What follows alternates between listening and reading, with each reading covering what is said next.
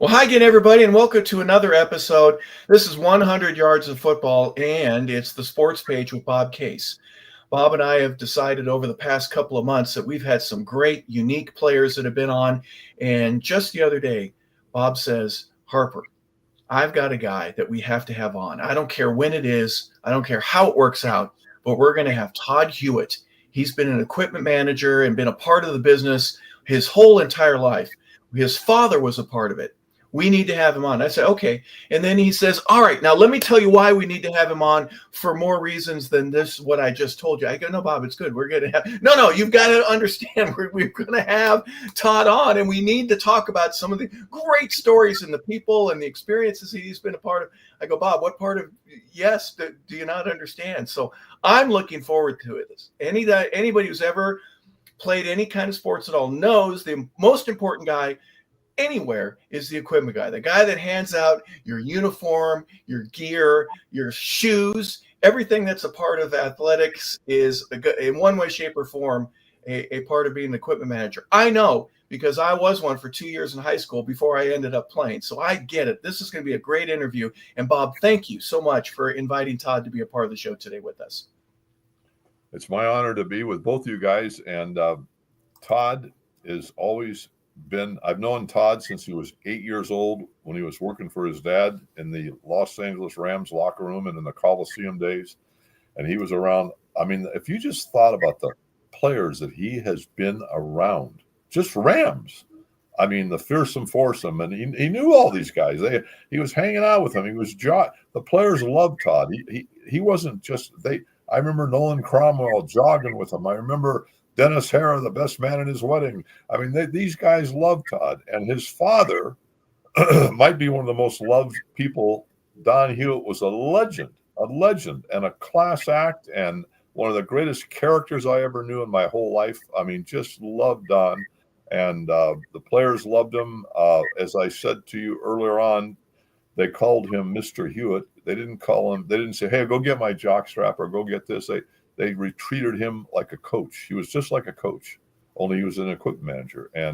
And Todd learned from the best in the world, his father. And what's interesting about Todd's life, now wherever Don's at now, and I know it's up there in heaven, I know he's looking down as proud as can be, not only of Todd, but he's got two grandsons that are equipment. Todd's two boys are equipment managers for Division I colleges.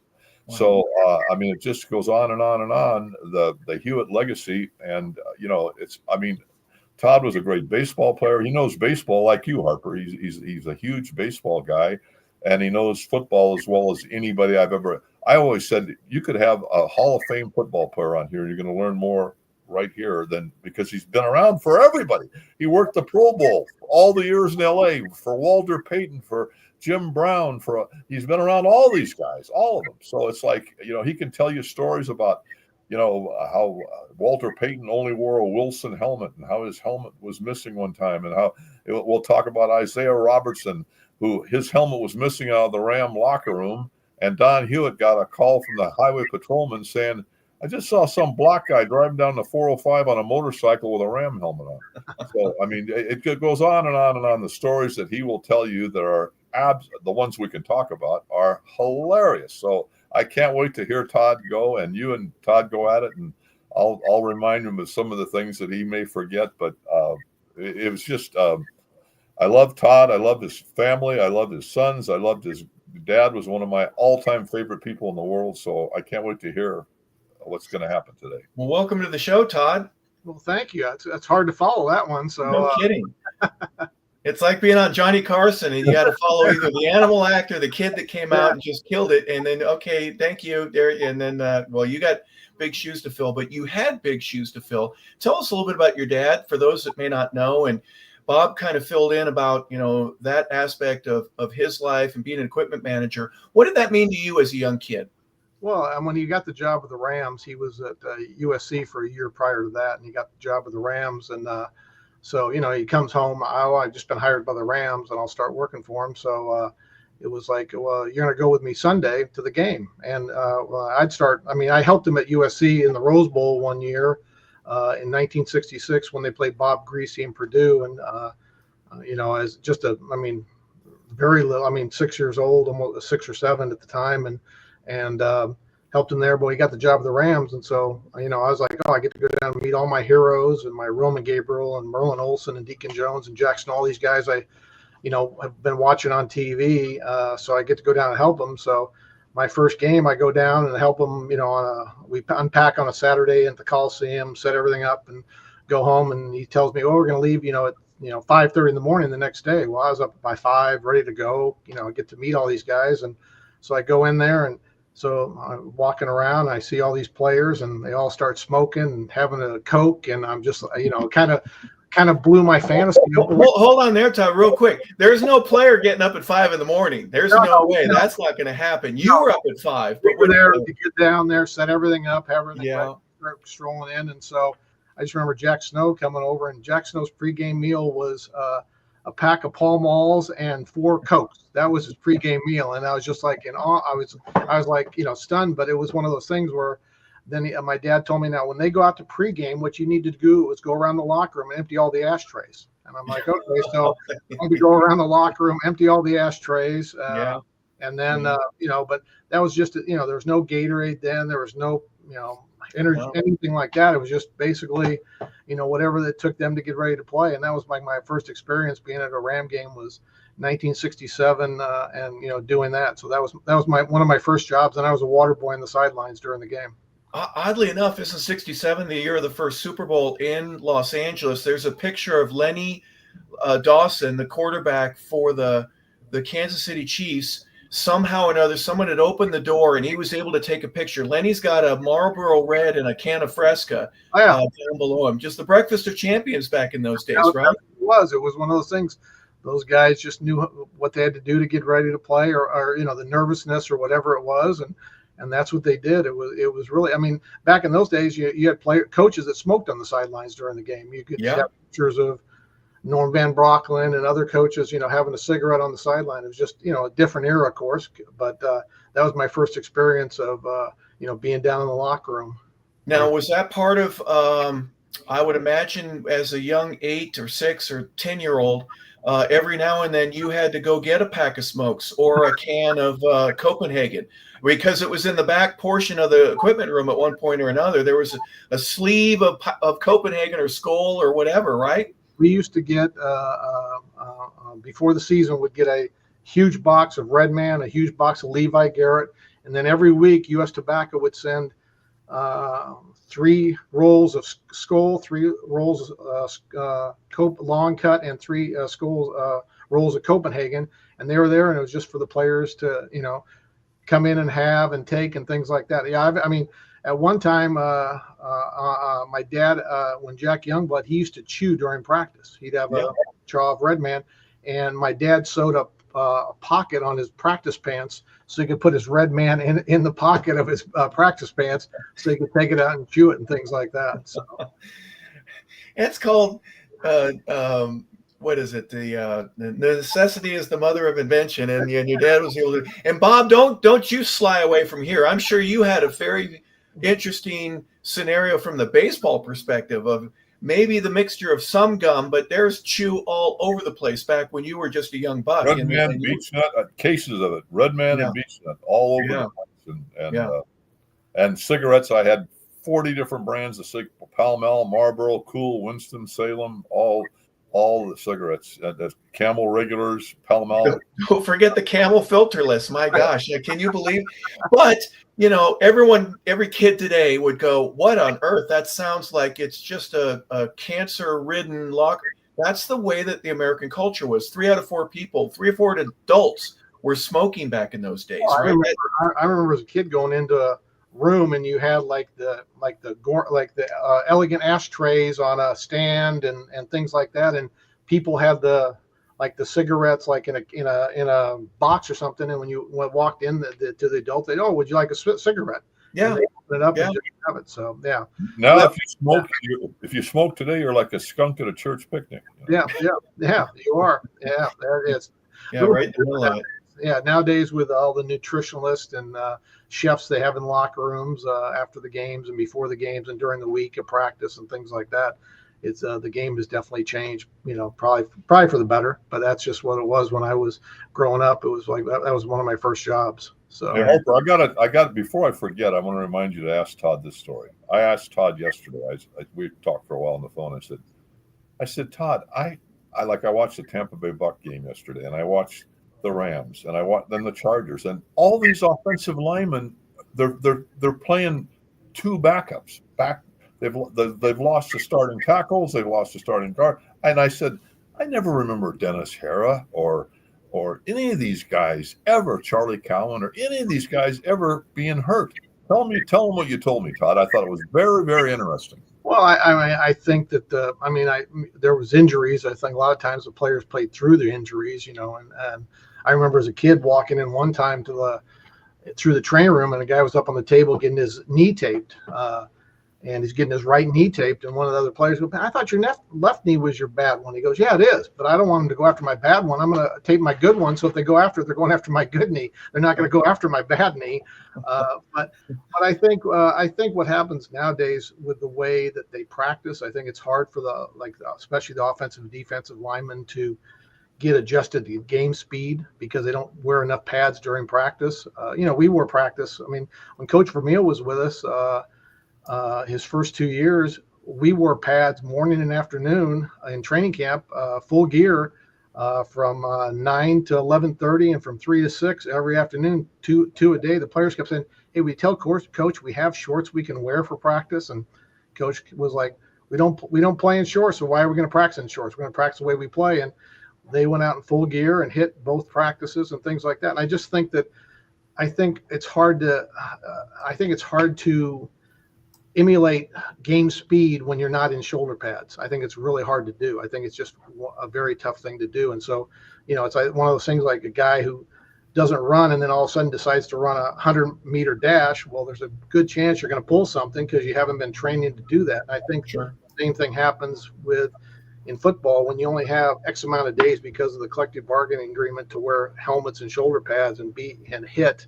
I think it carries over, especially at the start of the year. The guys just aren't prepared, ready to, be prepared to hit. I mean, back in the day, the guys were like, hey, Sunday's easy for us. It's like having a day off. We're not playing against the Rams every Sunday. We're playing against another team. And so I think that might have a little bit to do with it, but I think the safety now, I think they're very more protective of the players. And if the player does look like he's hurt, a concussion, they take him in the 10 immediately. A guy from upstairs calls and, hey, you have to look at 85 after that hit. Well, back in the day, they never looked at a hit. You came off the field, got a little smelling salt, and said, I have 3 fingers. How many fingers do I have? 3. You can go back in the game. And so I think the game is probably better now in the sense that they're protecting the players more in a lot of aspects, but I just don't think that they don't get in football shape by not playing, by not practicing and hitting in practice. That's just what I think. Todd, a lot of what you say, it makes a lot of sense, but one thing that doesn't, I've never in my life known any trainer hold up more than 2 fingers because we can't count 3. So for you to say that how many fingers am I holding up is 3? That's every organization is a little bit different. That's probably true. We had a very intelligent doctor at the time, so probably he probably thought 3 was. Well, you had the Job and curling guys out there every week, didn't you? We did, yeah. Frank Job was something else now. That guy's amazing. How about Doc Menifee? This guy, they had the team trainer, God bless his soul, was a great guy, but his nose was redder than red buttons. Yeah. Then Rudolph, right. I know what that means. Yeah. And I'm not a doctor, and I know what the red nose means. That's something. Well, you brought up a very interesting point, Todd.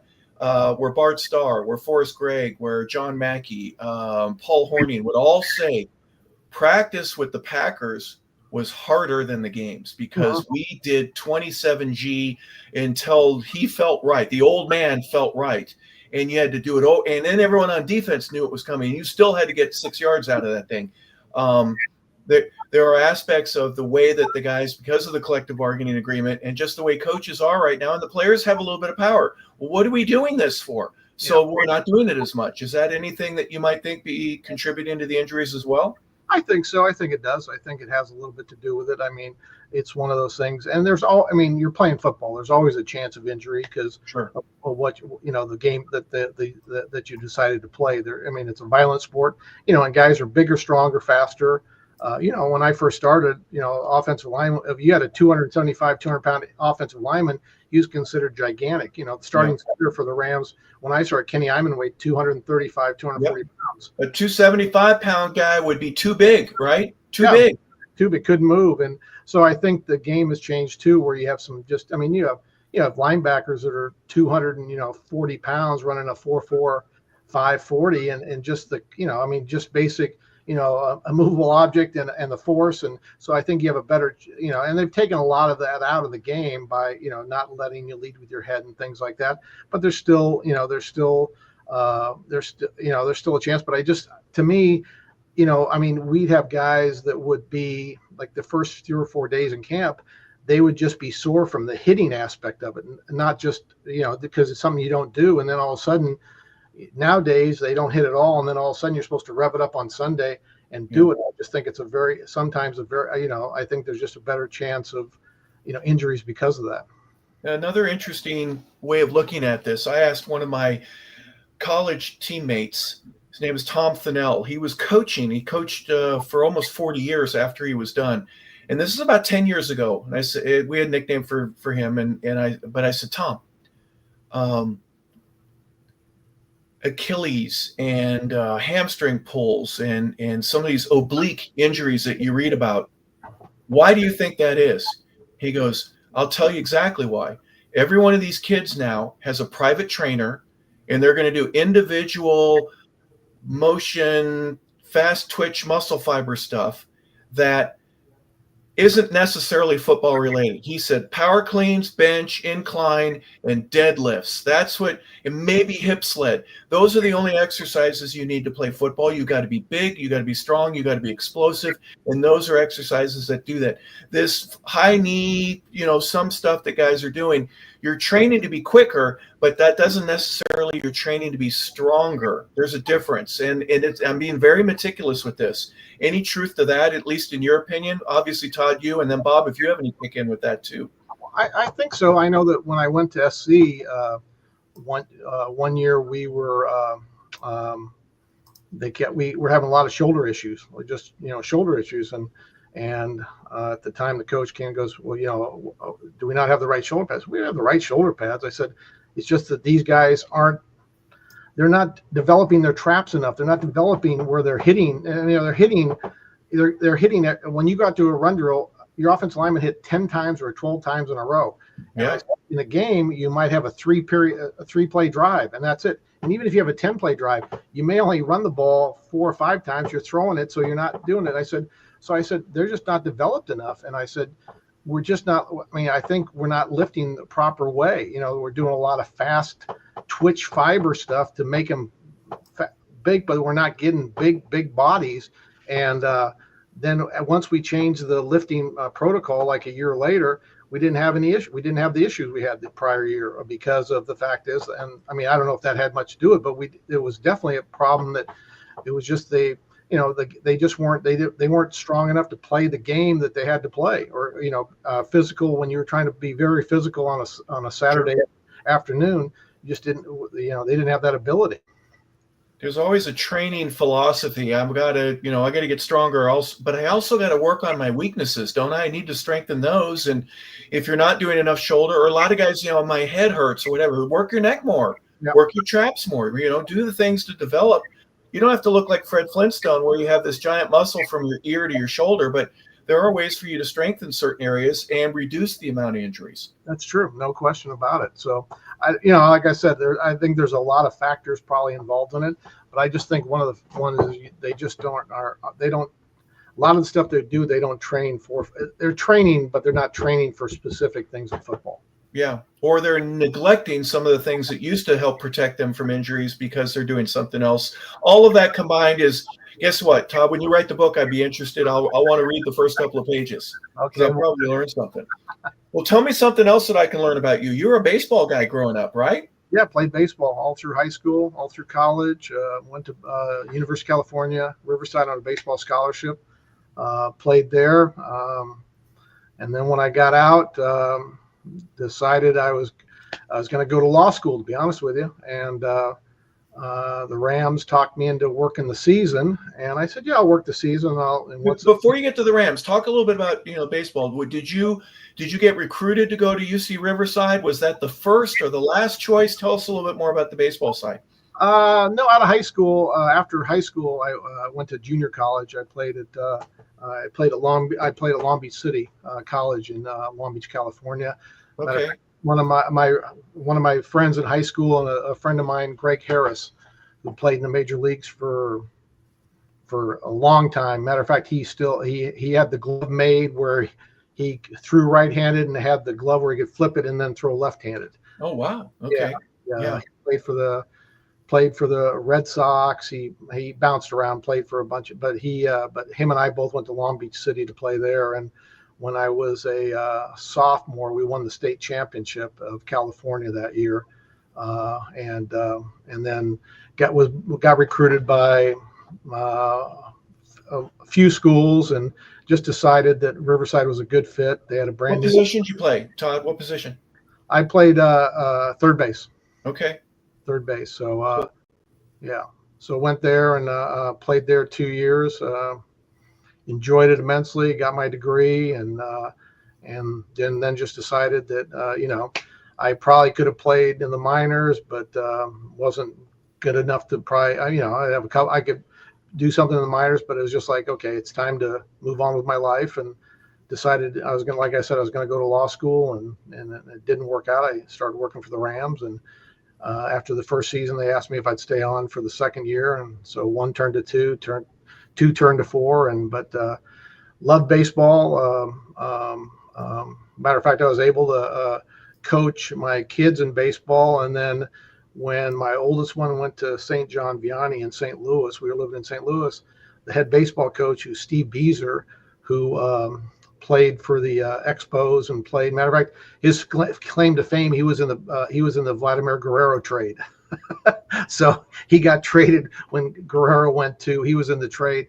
So he asked me if I would like to coach, and it worked out good because it was in the off season with the Rams, and I coached high school baseball for 6 years at Vianney when all my kids were going there. So it worked out. It was a lot of fun. I enjoyed it immensely.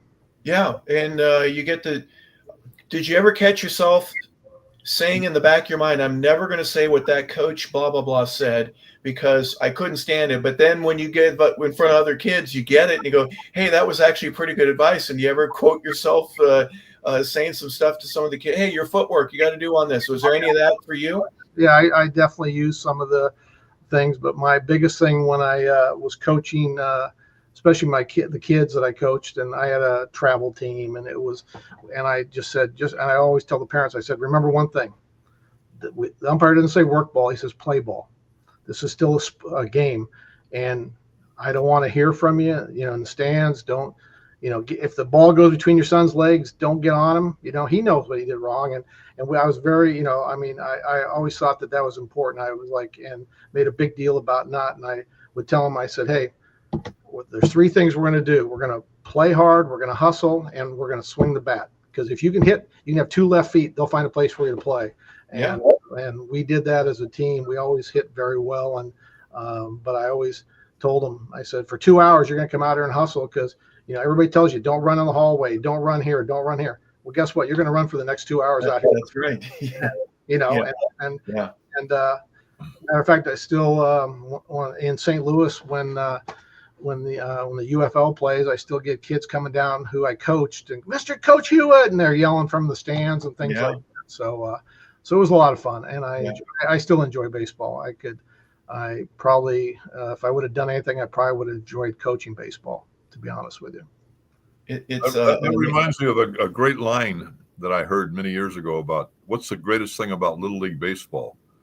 It keeps the parents off the streets. Well, I'll tell you, the best time was when we went to Cooperstown. We played in Cooperstown twice, and it was awesome because there was no parents from the dugouts to the other dugout behind. All the parents had to be on the left and right field line. So it was great for the kids because they couldn't interact with them at all and stuff like that. So it was the kids, I was like, man, I wish all little ballparks were this way. The parents were as far away from the kids as possible, So, but yeah, that was a good time up there in Cooperstown. Very quickly, let me tell you a quick story, if you don't mind, that kind of speaks to this. Very near where I am, there's a they call it a cluster, where all the kids from the middle schools and the junior highs, elementary level, will eventually go to the high school. And the high school had its football banquet. So the high school's there, but all the way down to about the 6-year-old. So the room's packed. There's probably 400 people, including parents. And the Atlanta Falcons defensive coordinator, and I can't remember his name right off the top of my head, so I'm just going to say the DC was the keynote speaker. Ladies and gentlemen, here he is with the Atlanta Falcons, and you can see all the coaches with pen and paper, and they're just ready to jot down all these Super Bowl notes that are going to make the team's defense just amazing. And he goes, thanks, guys, real quick. Coaches, put your pen and paper down. How many kids in here are on the 14-year-old team? And about 35, 40 kids stand up. And he says to everyone, I want you to look at this group, because in the next 4 years, you're not going to recognize them. They're going to look different. They're going to grow up. They're going to act different. They're going to talk different. They're going to behave different. They're going to think different than the way that they are right now. Coaches, parents, you can ruin their love for this game for the rest of their life, if you step in and interfere with it. Or you can make it a game that they love forever because of the enjoyment that they get out of it right now. Guys, you can sit down now.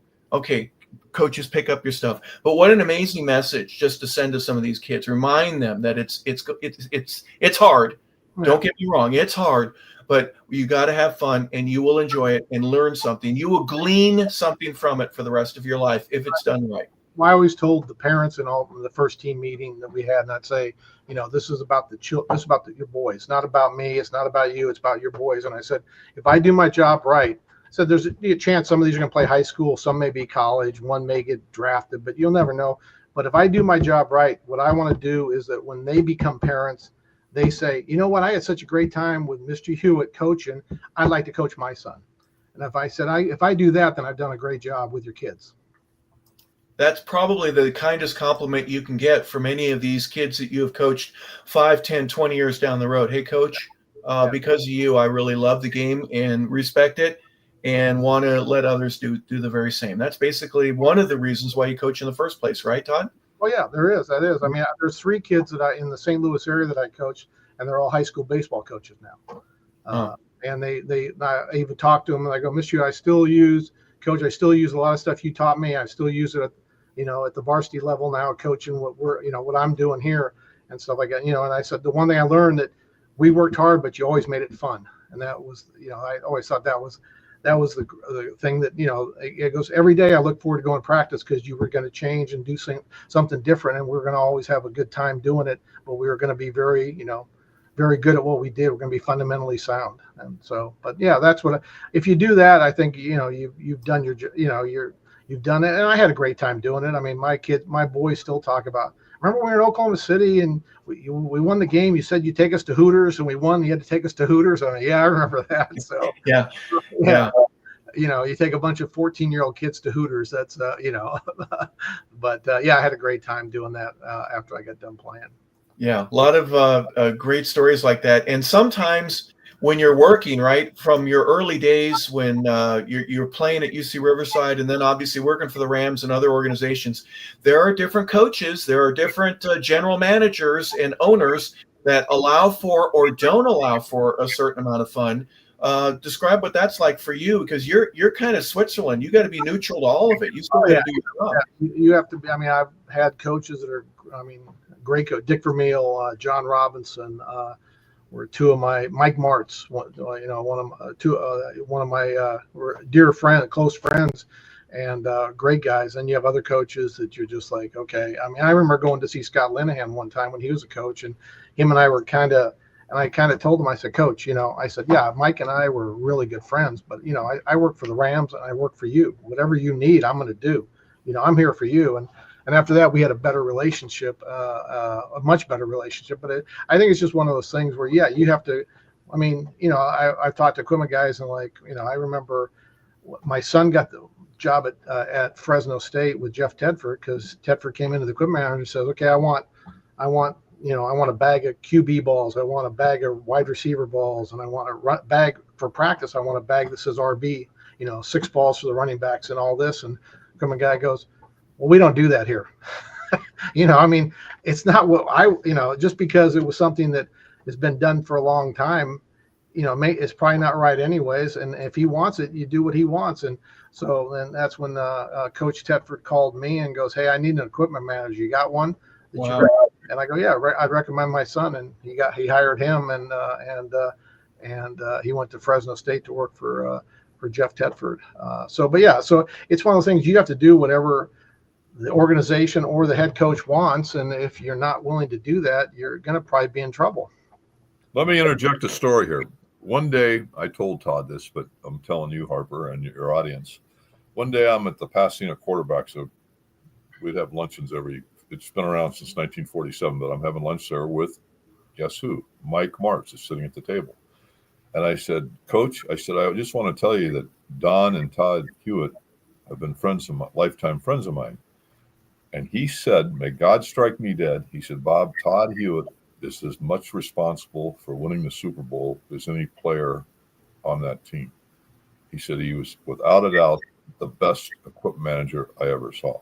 And remember when I told you that, Todd? Yeah.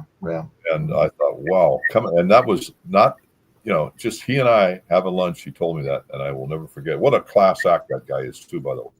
Really a good guy. Todd, explain why Mike would say something like that. What in particular goes through your mind when you're going, hey, I just did what you asked me to do, Mike? What's that mean?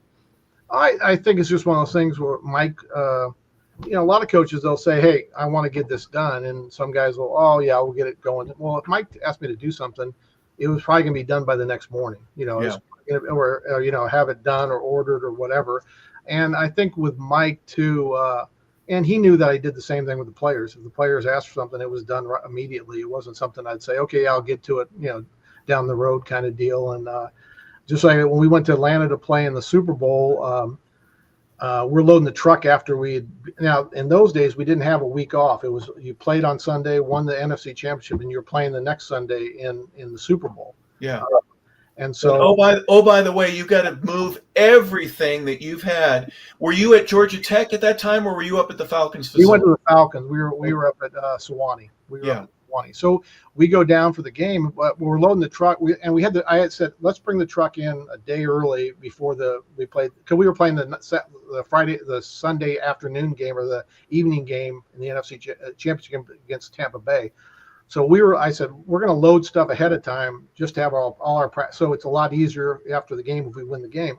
And so we're loading it. And then one of my assistants goes, hey, we don't need to take the cold weather gear. I said, well, we're out.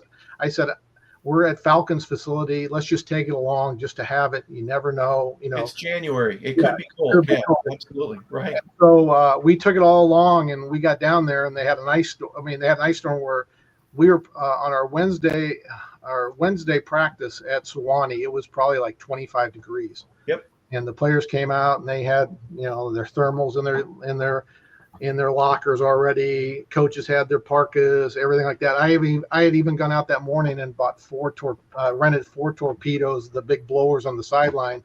And I put 2 benches around the 50-yard line and I had all 4 blowers blowing.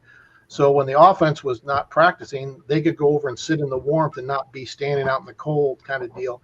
So it's probably just things like that I just did, and I don't know if it's going above and beyond what you have to do, but you do anything to help win. Mike knew that I'd do anything if it helped us win the game. And when Mike was the OC then, he wasn't even the head coach. Right. So one of those things that I think you just do my dad taught me a long time ago that it's better to have it and not need it than want it and not have it for a game. So yeah. I always go into every game that way that, even if the assistant will say, it's going to be 80 degrees. Well, what happens if a northeastern comes in and it's not going to be 80 degrees. It's going to be 55 and rain. So we'll take the rain gear, we'll take it. The only time I wouldn't take the rain gear is if we're playing in a dome, or things like that. But sure.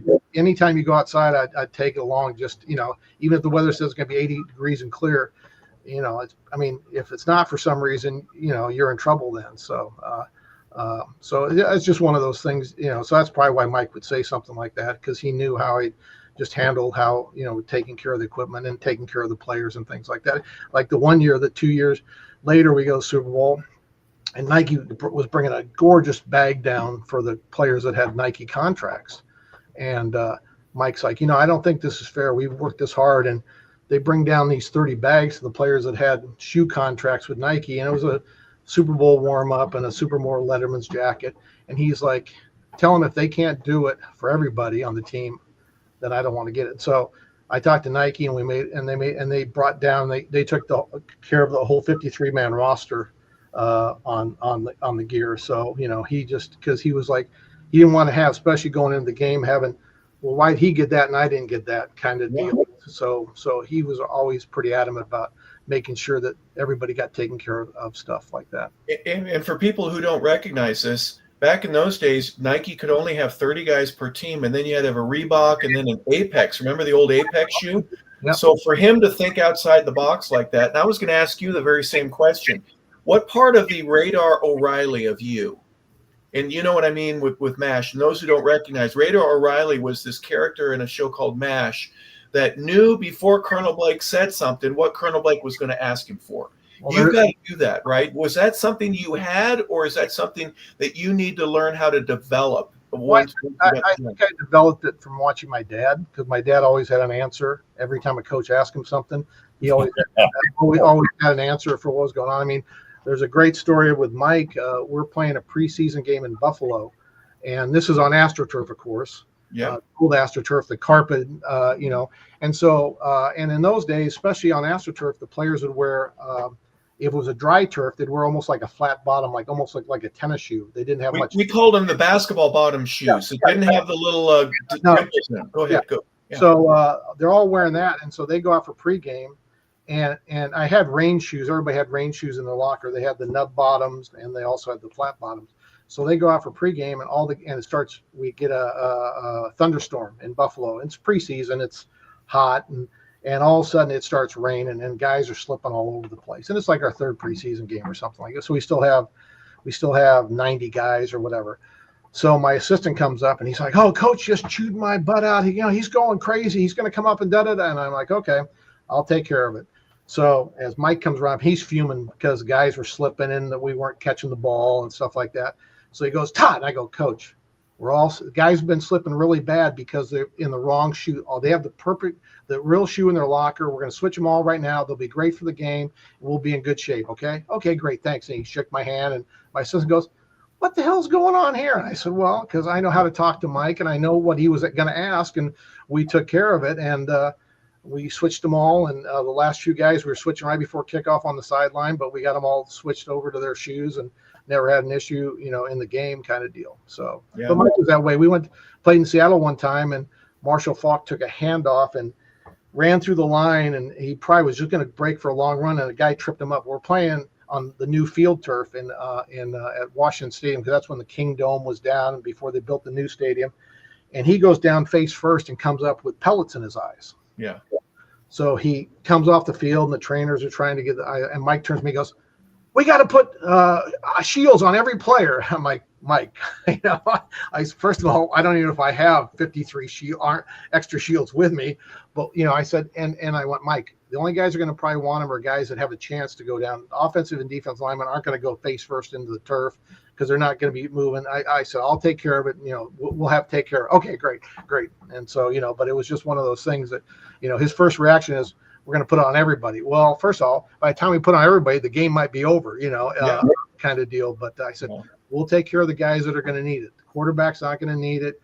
Maybe the running backs, receivers, and the guys like that." And I said, "I'll have it taken care of, Mike." "Okay, great. Thanks. Appreciate it." So now the movie that Kurt Warner was in with Mike kind of depicts Mike as being a really tough dude that is a little disingenuous, and I haven't seen all of it, so I'm not, but they can paint a picture however they want to. Mike the Lakers show, Pat Riley was a jerk in that show. And even in the Junction Boys, I remember Bill Curry was the coach at Georgia State, and I remember him specifically saying that is not an accurate depiction of Yeah. Paul Bear. He would never have done anything that they put in that movie. So there are certain things that you know where you can debunk all that kind of stuff. But Mike, very thorough. The play was 200 paragraphs before you could call it, but you got to get it in real quick. But he was a student of the game, and just you had to stay in his rhythm to be able to talk with him, right? Coach, I got it. We're fine, right? Simple stuff. And Mike was one of those. He was very. I mean, he would take things to heart, and I mean, he'd come in like on a Sunday before a game, and he'd say, do you see the paper this morning? No, Mike, I didn't. I left the house at 5 in the morning. I didn't have time to read the paper. Oh, they said we need to run the ball more. I'm going to show them. We throw the ball the first 12 plays. You know, I mean, it was just, you know, he would do things like that.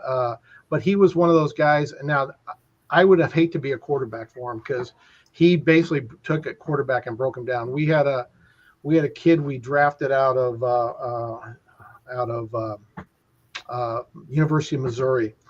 His name was Kurt Farmer, quarterback, big kid. And so they bring him to camp, and the players joked about it. They said, "Oh, you just got farmered," because he would, like, you know, he said, you know, drop back 7 steps on the 30-yard line on the line, or he said drop back, you know, do a drop back on the line. And he wanted them to drop back and keep their feet on the line. So the fact is, when you went back, you didn't move either to the left or the right, that you went straight back like that. Sure. So the kid starts dropping back, and he takes like 5 or 6 steps and stops. And Mike goes, "I didn't tell you to stop. I'll tell you when to stop. I don't care if you run over and run into the 7-man sled. You just keep dropping until I tell you to stop."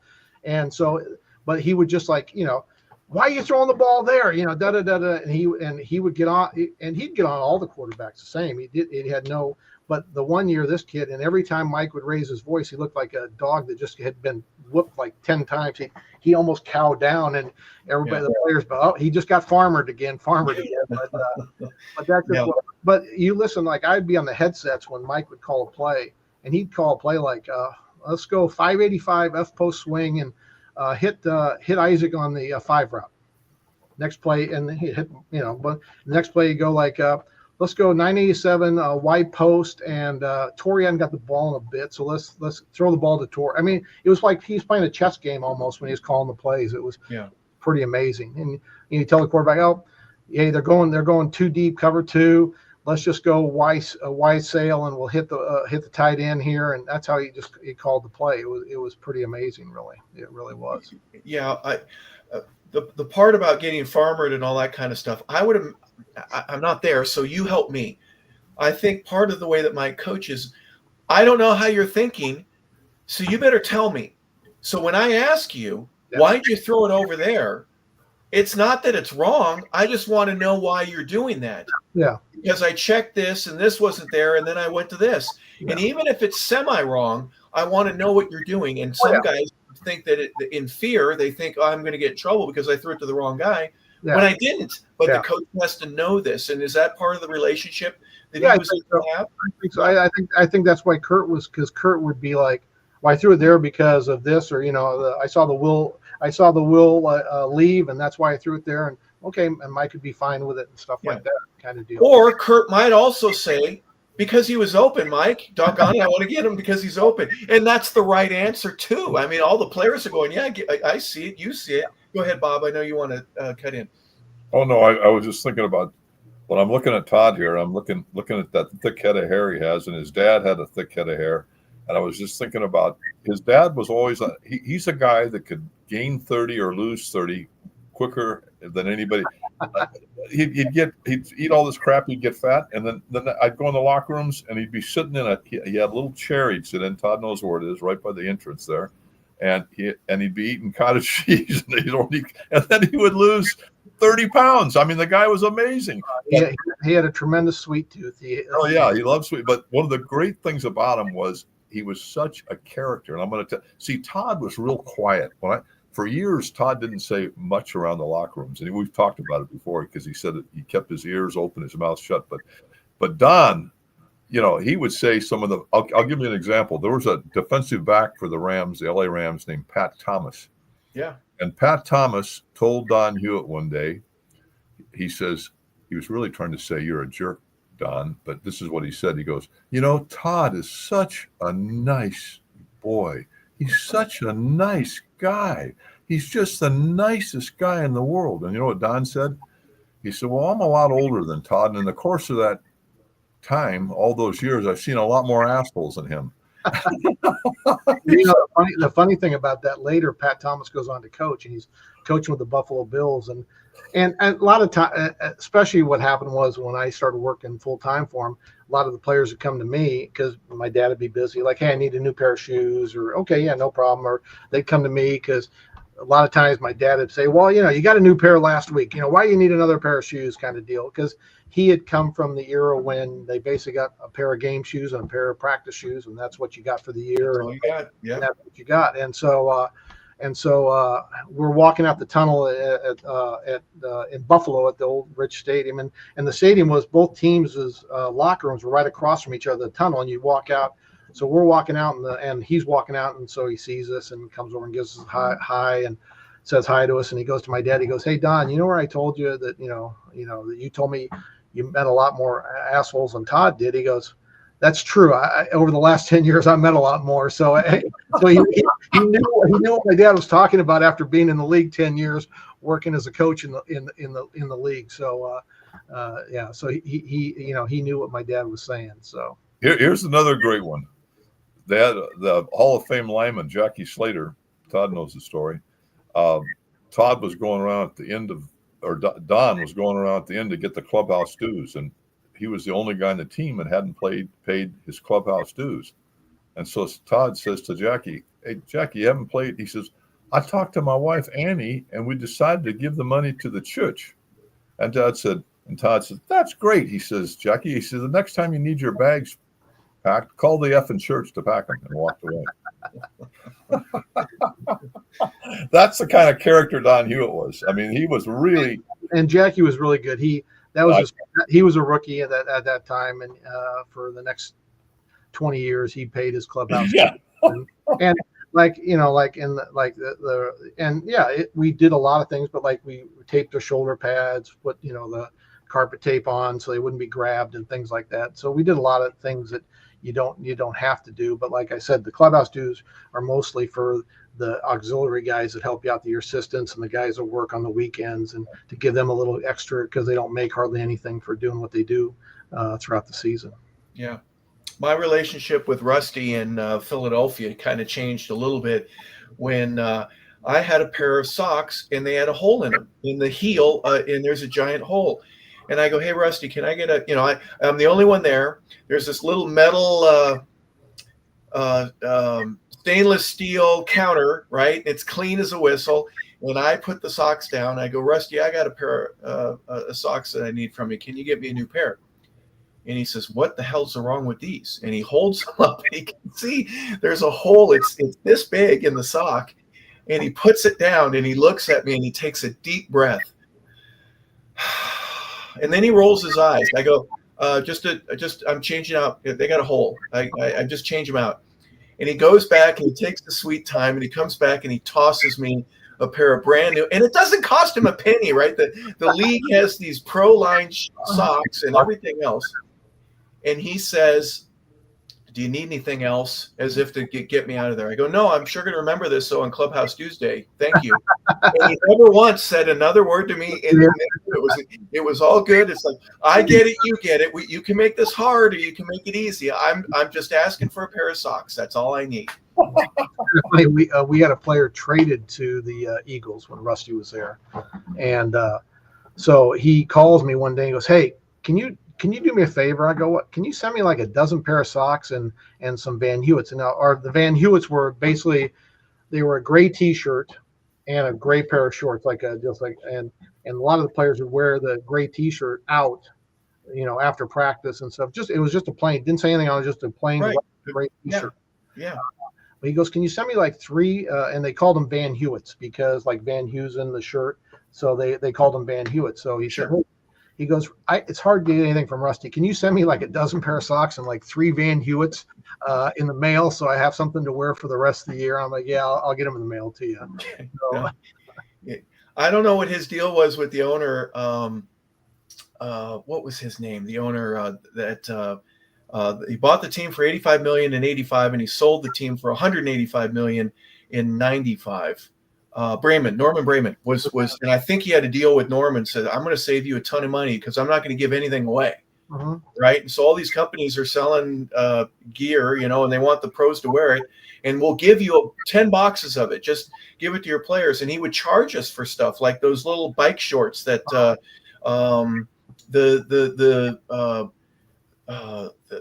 tiger stripe Zubaz pants that were real big back in the day.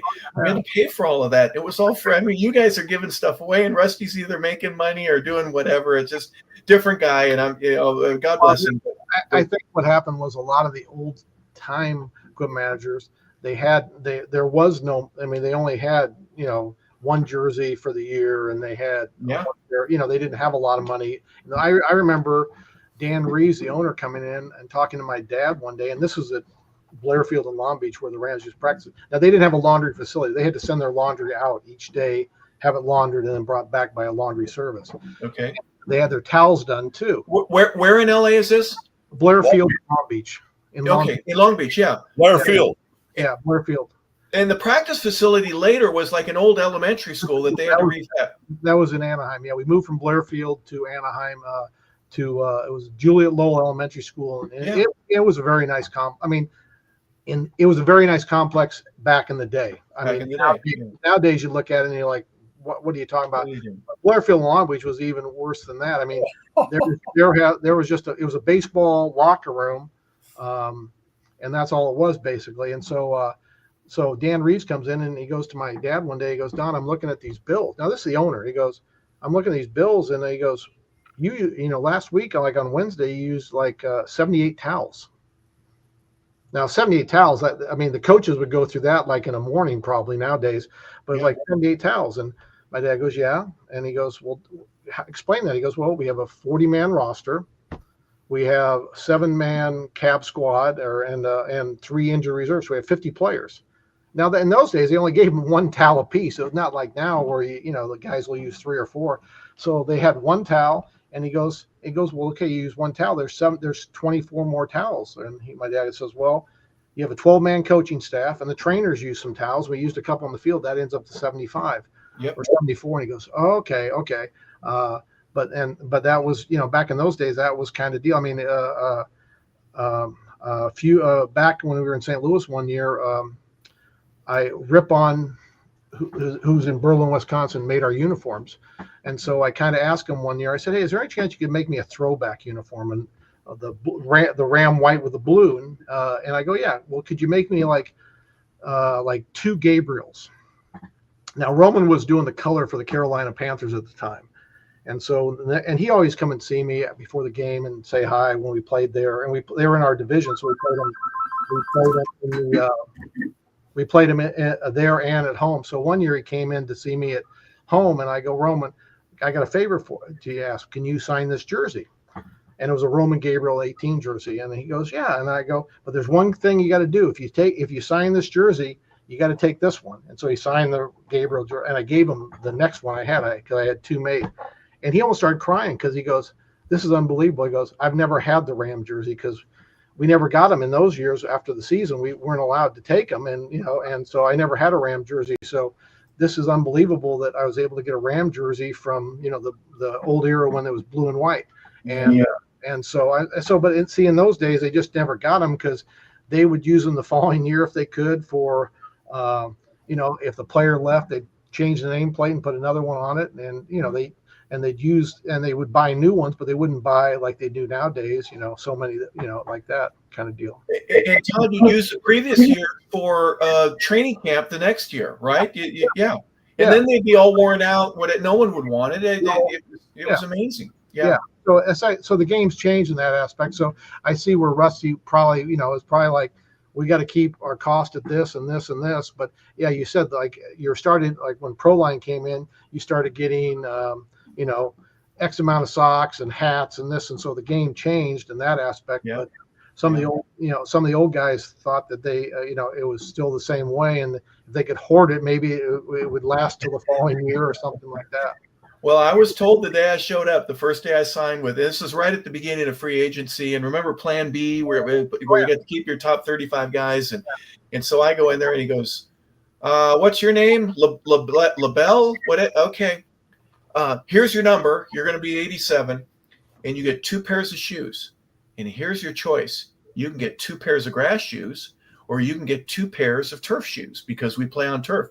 Or you can get 1 pair of turf shoe and 1 pair of grass shoe, or you can get 1 pair of grass and another pair of turf shoe. You only get two pairs of shoes here, and that was my indoctrination with it. Well, thank goodness Reggie and a few other guys had a Nike deal, or there was a Champion deal, or there was a Reebok deal, so you could go to other guys and be able to get your gear if you wanted to. But it was tough. Now it was a different experience than what you're telling me that it was kind of funny in St. Louis, and I had a kind of an open door policy, right? My door was open, and you need a pair of shorts for the whirlpool or a t-shirt or socks, you just come on in and help, and I just don't take advantage. I said, if you take advantage, then we're going to change. And guys never did, but it was kind of funny. We traded for Aeneas Williams from the Arizona Cardinals, and I had a guy that the Frito-Lay distribution center was right behind our facility. Yeah, there you go. Ram fan over there. So he'd come over like once a week and bring like 10 cases of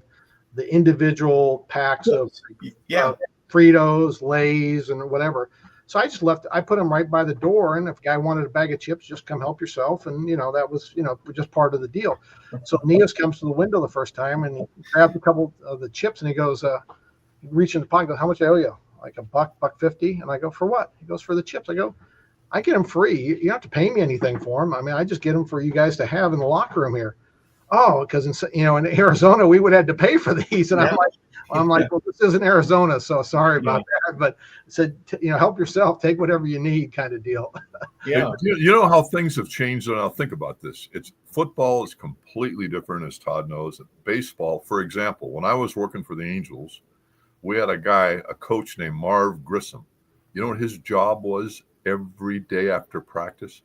To count the baseballs. Yeah. To count the balls, and he had milk and a rag to wipe the green grass off them, and he'd put them in a leather bag and give the count to the coach and to the manager, and they counted them. And if a player gave a ball to a fan, they would find the player. They watched baseballs. I remember Eli Gerba coming up to me and asking me, Bobby, can you sneak me out a ball and have the team sign it? And I told the story on here once before, and I said, yeah, Eli, because a major league player had to come to me to get a baseball, Joe Cronin, American League ball. So now, if you watch baseball today, every catch, they throw them in the stands. The foul balls go down the line. The ball boy gives them to the people in the crowds. They throw them around so it's a complete change.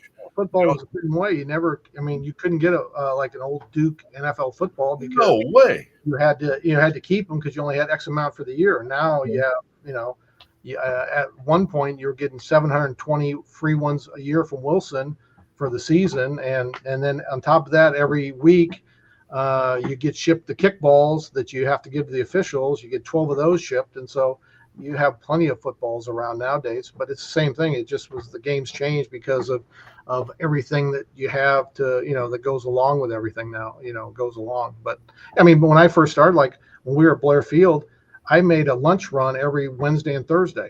The players had to, before 10 o'clock, they had to give you money and say what they wanted.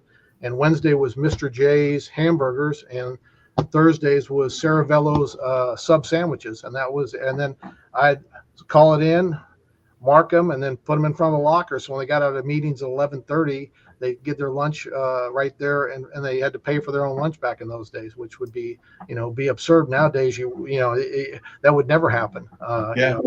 Because everything's fed right at the complex now. They have breakfast and lunch basically. Oh, they've got a chef in some places where and a staff that take care of any of your nutritional needs is completely different. So, hey, talk a little bit about that, because I've always had a thing for you, and I teased with you when we first before we went on the air, but when we first were hooking up and getting everything together, you've been in more cinder block boxes in your life, right? But there's no food in cinder blocks. Okay, every facility, whether it be a practice facility, a stadium, you think, oh, there's food. No, it's not the same. From a dietary perspective, you've been a catch as catch can guy your whole life, right? Oh yeah, you eat when you can. There's, I mean, back in the day, the only thing at halftime was sliced oranges and Hershey's and Snickers bars. That was the only thing they had at halftime. Now they have a nutritionalist who has, smoothies, all anything applesauce or something for quick energy and things like that kind of deal. So yeah, You definitely. remember back in the mid '80s when Jim McMahon would be seen on the sideline eating a hot dog? Yeah. Because he was hungry, and it was just a different era. I mean, the Bears practiced right outside of Grant Park, not in this magnificent facility. Again, people today would go, "How on earth did you run a professional organization from the garbage that the facility was compared to what it is today?" I mean, even when we went to the Super Bowl, and we used the 1 year we used the Saints, and we used the old Atlanta, not their one now in Flowery Branch, which is really nice, but the old one. And we thought Sewanee was really nice. And, you look back now and it was nice at the time, but it wouldn't be something you really use nowadays kind of deal. But yeah, it was one of those things where we had, there was a guy that we had in St. Louis. His name was Silky. He came in one day to wash cars, and he came in and he goes, "Hey, I'm Silky." And Marshall said, "Hey, this guy's coming to get my keys, going to take my car." And I'm like, "Okay." So he came in the back door and knocked, and, "Hey, I'm Silky. I'm here to get Marshall's car." And so, okay, let me go get his keys. So I went in his locker and got his keys. So I give them to him. And so I see him go out and get his Range Rover and drive away. And I'm like, okay, first of all, I don't think this is the best idea, guy I don't know driving out of the parking lot with Marshall Faulk's Range Rover. So kind of talked to Coach Vermeil about it. I go, "Hey, there's a guy who's starting to wash cars, and I don't really know if it's really a good thing that, he's taking these cars off premise. It might not be, I don't know. I don't want, He goes, "Well, that's a great idea." I go, "Let's just have him wash the cars here, but do a background check." So I did a background check, and he had no priors or anything like that. So I said, "Silk, you need to start washing the cars here. We can put you in the back area by the loading dock, got you a hose, and you can just." So he started washing like 8 to 10 cars a day, detailing them, and he was charging, I don't know, $25 or whatever, and doing everything. So, so he'd do that on Wednesday and Thursday before he started being around. And so then they, like, on a Saturday when you play at home, but you have practice, the defensive line wants Cracker Barrel, the linebackers want Popeye's chicken. So he was running and doing all this too, and bringing it back and dropping it off for him. So then Mike Martz says one time to me, he goes, "You know what? We should take Silky on the road with us." So he started going on the road with us, and ended up being in the locker room, helping us a little bit. But he'd on Sundays, he'd be in charge of like wiping down all the visors and making sure they're all clean. And then when Steven Jackson every time Steven came off, Silky had wiped the visor down and things like that. And it was kind of funny. He had a handshake. Everybody on the team had a different handshake with him, and he remembered every one of them. They'd go through this elaborate thing in the locker room. Yeah. And he was just one of those guys that hung around and became part of the team of just hanging around. I mean, he was, a great guy, and the guys loved him. And he was just, he'd do anything. Like, he'd take a guy's car to get it registered for him at the DMV, or, he was, a lot of things the players would have to do on their own, he was able to do and help them out. But yeah, so it's amazing what happens when, you just, if you hang around enough, I guess. Yeah, I gotta tell you this, Harper. This is a story that's got to be told. Todd, I don't think this would happen either. Jack Youngblood, when he was with the Rams, had a dog called Jet, and Jet was was at every practice, running around the practice field. I don't think they would allow that today. No, they wouldn't. He basically, Jack just brought him in, and he would just hang out in the equipment room during the day at practice when the Rams were practicing. Jet would just be hanging out in the locker room kind of deal. But here's the best thing. Todd had a dog that is probably one of the, and I love dogs. What do they say? Spell God backwards. But Todd had a dog, Ophir. Who was this dog loved the players. The players loved him.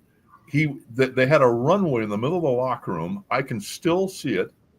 And I remember the New York Giants were in the Super Bowl training. Bill Parcells was there, and Parcells said he'd never seen anything like it. Ophir would get on his haunches in the middle of the locker, and the players would try to kick, like a hockey goalie, kick this ball past him. And I remember Lawrence Taylor couldn't believe it. He was kicking as hard as he could. the players, everybody would sit around and watch Ofer. Nobody could get the ball by him. He was unbelievable. Well, Ofer used to come to work with me every day and just be in the equipment room.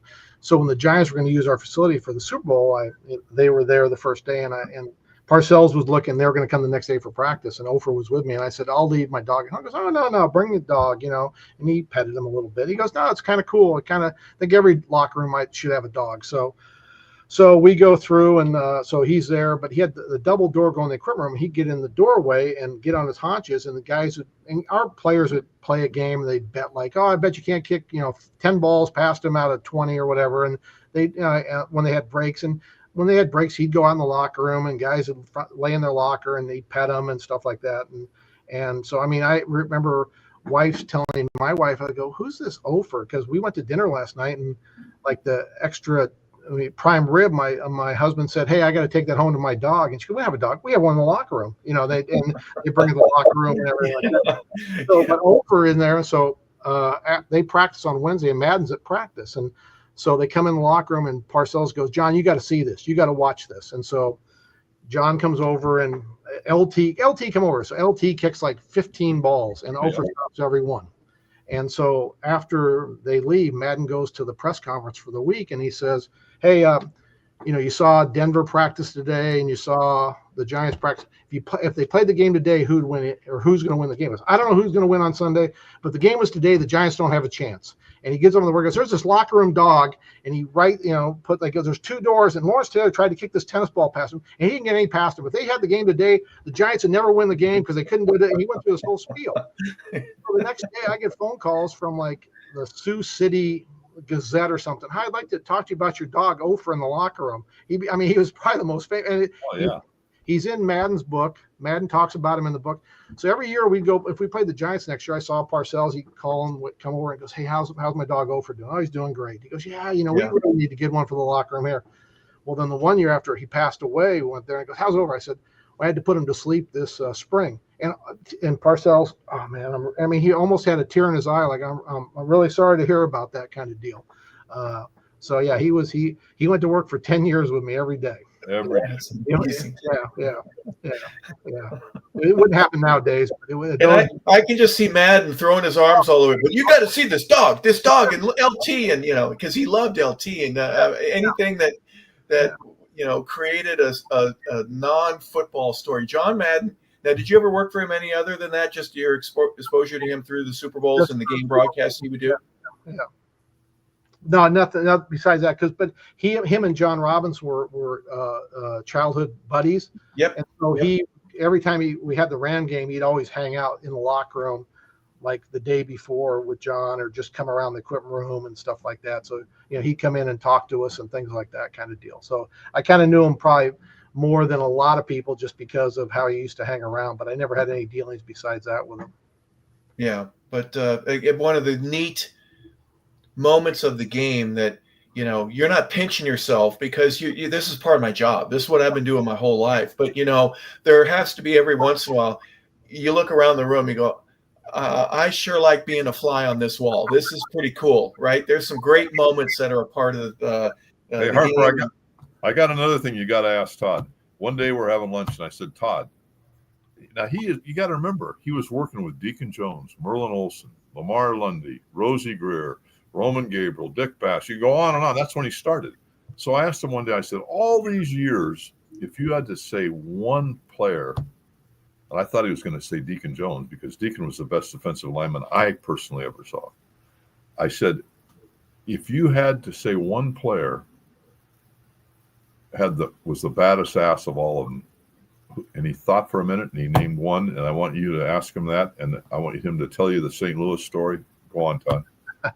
Well, it would be Jack Youngblood, just because of how he played the game, just the way you always talk about playing the game, leaving everything on the field. Well, he did that a lot. He always did. He played in the Super Bowl with a broken leg. The doctor said, "Can I hurt it worse?" "No." "Well, then just put 2 aspirin on a Band-Aid and tape it, and I'll be fine."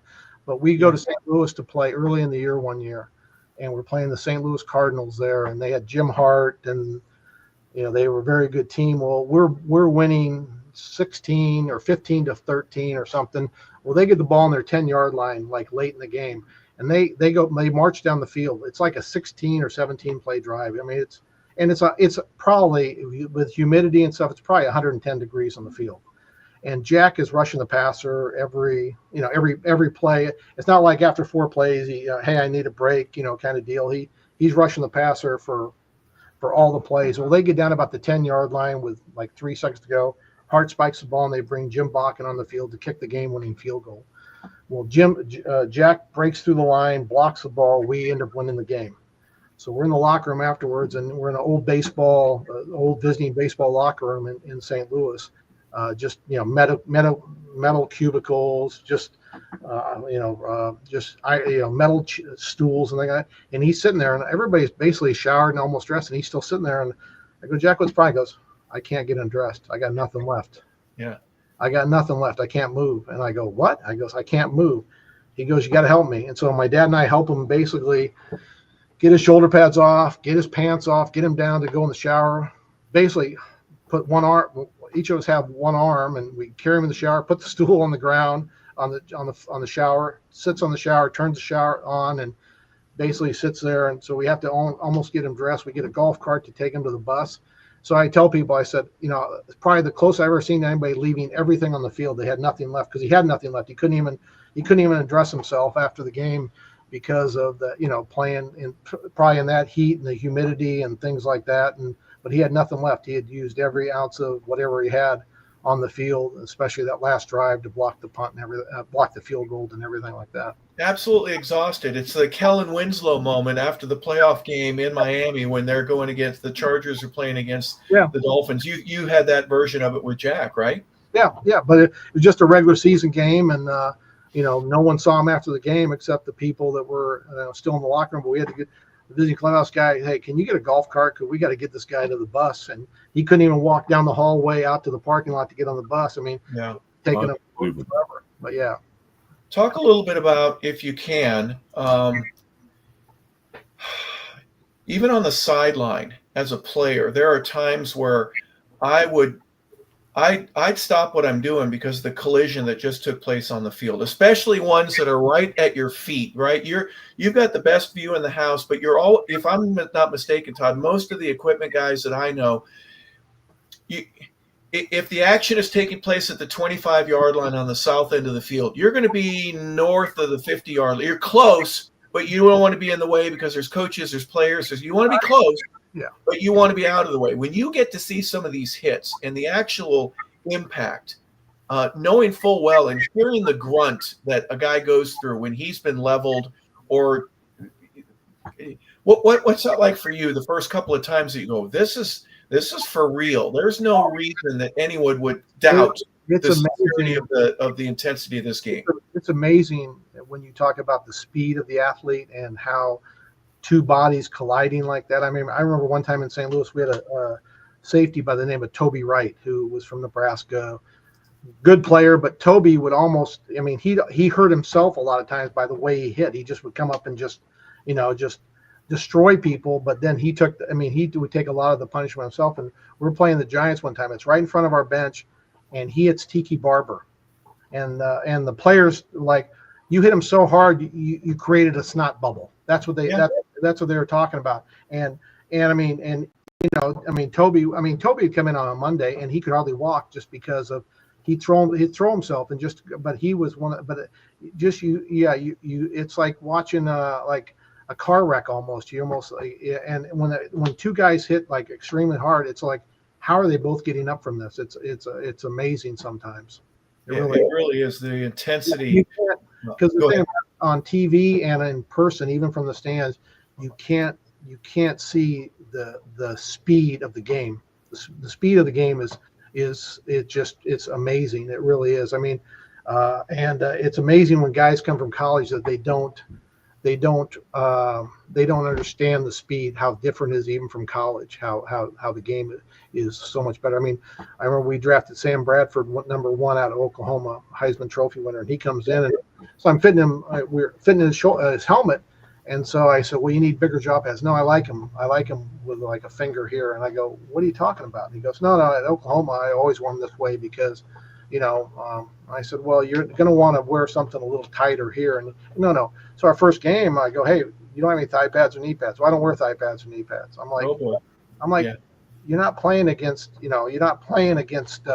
Kansas State. Kansas State or somebody, Right. And he goes, no, I'll be okay. So I just wear them. I said, I'd rather have you wear them. So I said, just at least something small. And I said, I got to put other jaw pads in. And so I put the bigger jaw pads. He goes in for his first three plays as a professional in a preseason game. He sacked 3 times. Yeah. He comes off the field after the third. He comes over to me and goes, thank God I listened to you because I would have got killed. Yeah. I said, your ear hole would have been here. And, so he's like, well, I didn't realize. I said, yeah, but I said, you're playing against Texas every week now. You're not playing against Kansas State and, Iowa or whoever, Iowa State Right, or whatever. right. Yeah.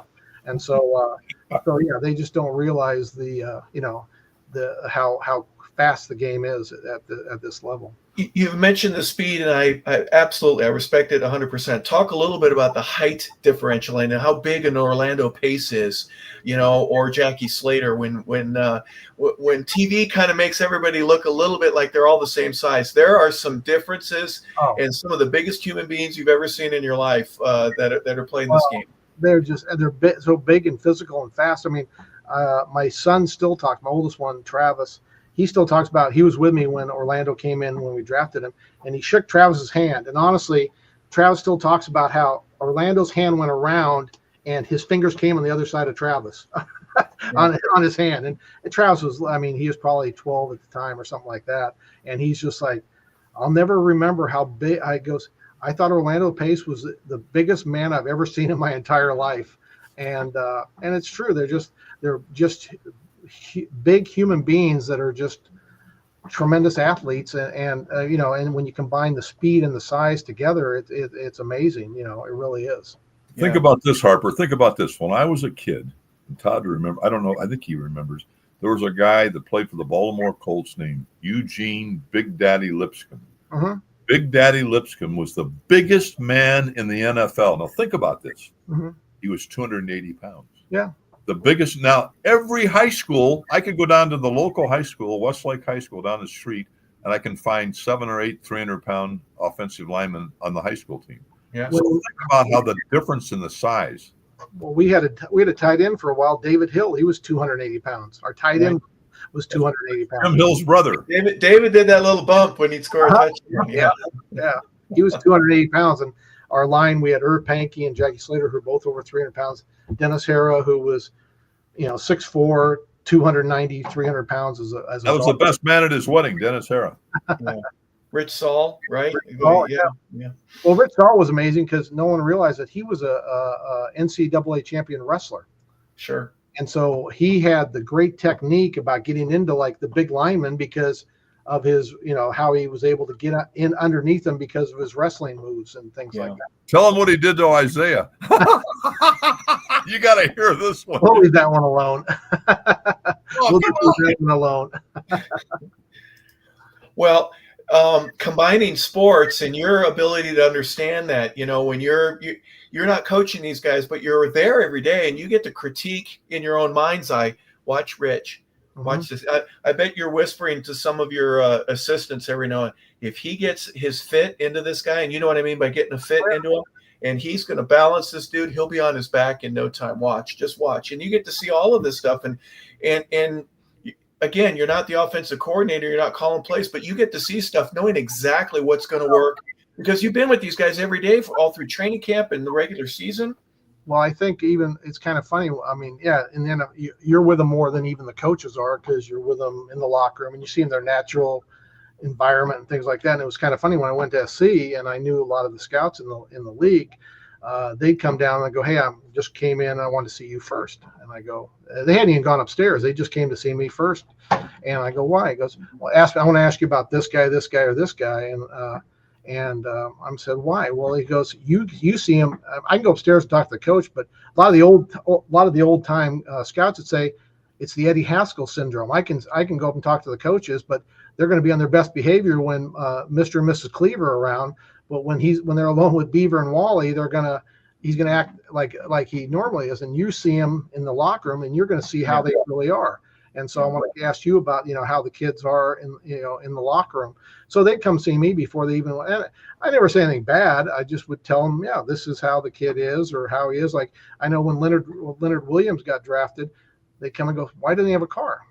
Well, he's 19. He doesn't need a car at SC. He has a skateboard, and he's one of the greatest kids I've met. He's just awesome. And they're like, well, there's got to be some reason, do you have a problem they took the car away? No, he never had a car. The only reason he didn't have a car is he goes from practice to his apartment or dorm room, and he just needs a skateboard. He's not going anywhere else. He's just that kind of kid. And they're like, oh, okay, that's great. But so it was one of those, it's kind of funny, but yeah, you see him, you see the guys, how they really are. I mean, we had a player one time with the Rams. He was a wide receiver, and he just couldn't pick up the plays. And I talked to him, and he'd be like, "Oh, I'm playing Madden." And so I told the coach, I said, he's one of these kids that doesn't read. He's never probably read. But I said, if you took our playbook and put it into Madden, he'd probably do really good. And well, they did it, and he became really, really good because the fact is he could play it and visually see it, and he understood it then. But to read it, he just couldn't comprehend it. But when he saw it on Madden, he goes, oh yeah, now I understand what I have to do on this play, kind of deal. Yeah. So a picture is worth 1,000 words, I guess you could say, right? Yeah. Yeah. So but for you to be able to determine that's a very interesting point that number one, maybe not so much number twos, but a number one draft pick coming out of anywhere, and you have exposure to them. Because I know that there's some scouting systems that will go back to their high school teachers. They'll ask the janitor at the high school, hey, was this guy ever mean to you? What was he like? And no, he's straight up. He's a good kid, I promise. And then occasionally they find, he caused some trouble every now and then. We had to watch out for him. But you have a very unique ability to be close enough to where when they need something, I got to help them. And when they're just jacking around and just having fun, knowing that it's not going to go any worse than that, right? But you also have the ability to go, hey, no, this kid's serious, and I've seen him on numerous occasions be the leader that you would want him to be. I see it on game day. Yeah, no, you do, and I mean, you see him. I mean, I see him on their how they really are, and the thing about it, even in the pros, kids that come, I mean, young guys who just got there would come to you and say, hey, what do you think I need to send this to? I mean, you had guys would be like, hey, how am I going to send this to my mom? Okay, let me show you how to, you can do it this way, or this way. It's amazing how, well, what happens too, especially nowadays, is they're taken from college in point A, and they're like, okay, you go here, you eat now, you go here, you go here. Then everything is scheduled, isn't it? Right? Todd, everything. You just follow the orders of where you're supposed to be on your itinerary. You go to the pros and they're like, here's all this money, and now you're you're on your own kind of deal. And I had kids like, hey, I want to try to send this back to my mom because she has to get her driveway paved or things or whatever it is. Or hey, sure. How do I get my mom up here? What's the best way? Where should she stay when she comes? Da da da da. So you try to help them that way too. But you see them like you see them how they really are. How they really are in the locker room and things like that. So, and then you always have coaches like, hey, you got to spy. No, I can't spy. I have the guy's trust. I'm not going to be a mole in the locker room for you.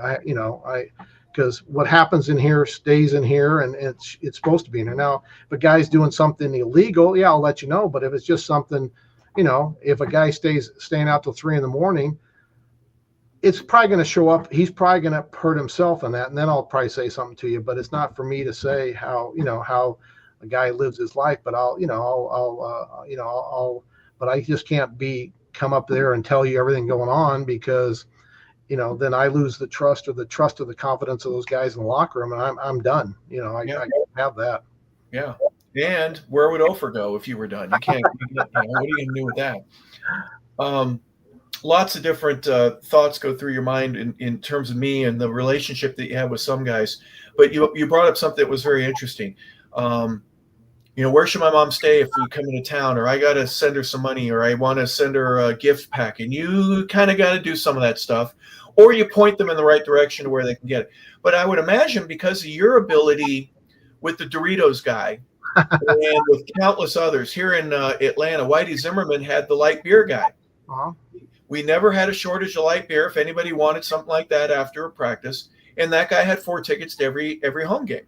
You know, there's a trade out. And I'm sure there's some guys going, I need to get a car. Should I go to the Chevy or the Ford dealer? And you could say, hey, go see my friend Fred over at this dealership. You know what I mean? And your ability to be the Cupid and the go-between to help, connect the dots with people and do the right thing for them. That's a special responsibility. Well, it was one year in St. Louis. We had 2 offensive linemen rookies, and they came to me and goes, "Hey, we got to take the veterans to dinner because when they make us when the season starts and a rookie makes a squad, explain all of that." Yeah, absolutely. They have to take the veterans out to dinner, and the veterans like to run the tab up and and get the kids' first paycheck and things like that. So I think we had 2 or 3 rookies, and they were all going to go together and take the offensive lineman out. Yeah. And so they said, hey, where's a good place? I said, I got a restaurant you guys can go to. They have a downstairs where you guys will be. You won't have anybody. It'll be all by yourselves and things like that. So I called the owner that I knew, and I said, hey, is there any chance these guys could come in on, I think it was a Thursday night or something? He goes, yeah, we can set it up. And so I said, so I just told the guy, I said, hey, just make sure, just take care of make sure you take care of the servers because they're the ones doing all the work, And so they said, okay. So they go have a great meal. So the next day I get a phone call and my sister, hey, Tom from Chris is on the phone. I'm like, oh, goodness gracious. He's going to call and tell me they broke something, whatever or something like that. So he calls me and goes, hey, just want to call and thank you. I go, thank me. I go, yeah, thank you. It was unbelievable. This is just unbelievable. They ran a $17,000 bill up. And I go, oh, no, my pleasure. Well, the next time you come in, the meal's on me. I'm like, no, I wanted them to have a good time and, make sure they had a place where they could enjoy. And he goes, yeah, they were ordering shrimp dinners for appetizers. And then after dinner, they ordered the Louis XIV cognac at, $500 a shot or whatever. Yeah. The bill was like $17,000 and they took care of the wait, they tipped the waitresses really good. I'm like, okay, good. But so it was, so it's just fine that you want to help them out too. But then on the other end, you helped out, a business too, that you knew the guy there and he was ecstatic. But when I first answered the phone, I go, what's he going to tell me that they, oh my gosh, what did we have? Have you called the cops already? Yeah. We didn't have to worry about that. So that was a pretty good deal. So. Well, that's another thing. Like Marino used to take his offensive line out every Friday night. They'd go out after practice. They'd have it probably wasn't 17,000, but it was close in some occasions, right? And that's part. The money has changed dramatically. Roman Gabriel didn't even get a jersey to bring home, and now guys are making over $1 million a game. Yeah, and even guys on the practice squad. I mean, guys on the practice squad are making $250,000 now being on the practice squad of an NFL team. It's pretty amazing. But the game has grown so exponentially over the last 10, 15 years.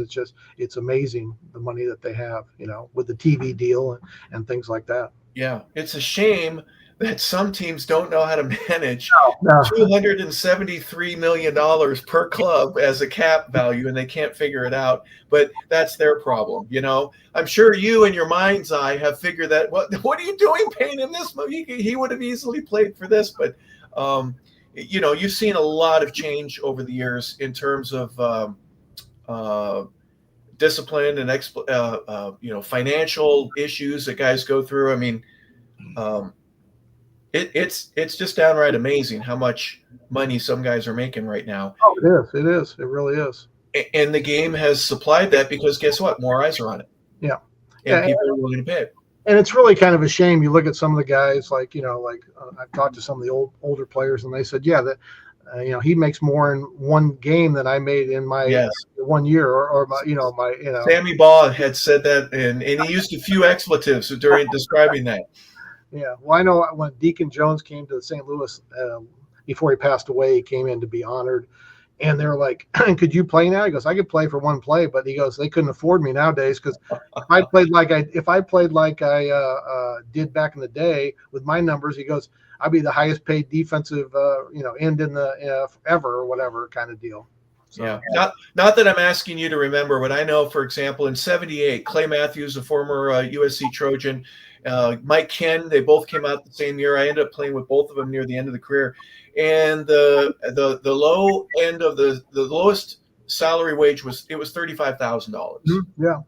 But that's what a lot of guys were making back in the mid '70s when Deacon was playing. It was about $12,000 to $13,000 a year that they're making, not per play. It was kind of funny. I knew the general manager of a radio station in Southern California, KMPC Radio. Sure. He was making more than the head coach of the Rams in that day. He was making $60,000, and Chuck Knox was making $40,000 as the head coach of the Rams. I thought you were going to go Tommy Prothro on me with that one. No, Tommy was there before that. So yeah, and Pepper Rogers, was he a coach with the Rams at all? No, he was just UCLA. Okay, right. Tommy And that was early in your career, right? That you're just. I was a kid, but I had as a kid George Allen, Tommy Prothro, Chuck Knox, Ray Malavasi, John Robinson, yeah. And then Chuck Knox again, then Rich Brooks, Dick Vermeil, Mike Martz, Scott Linehan, Jim Haslett, and Steve Spagnola. In that order. Good for you. Yeah. Chuck would always fold his arms. When I was in Seattle, Chuck had a little bit of a belly back in those days. So he would kind of rest his forearms on that belly. And he had one gold chain around his wrist. And, he wasn't a gold chain guy. But the Swarkley, right, Pennsylvania? Sawicki. Yeah.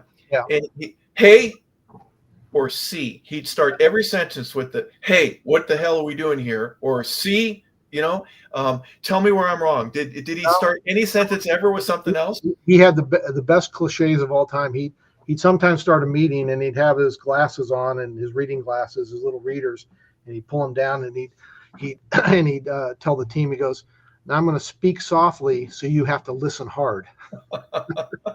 Or he'd have the line, hey, nighttime's for dancing.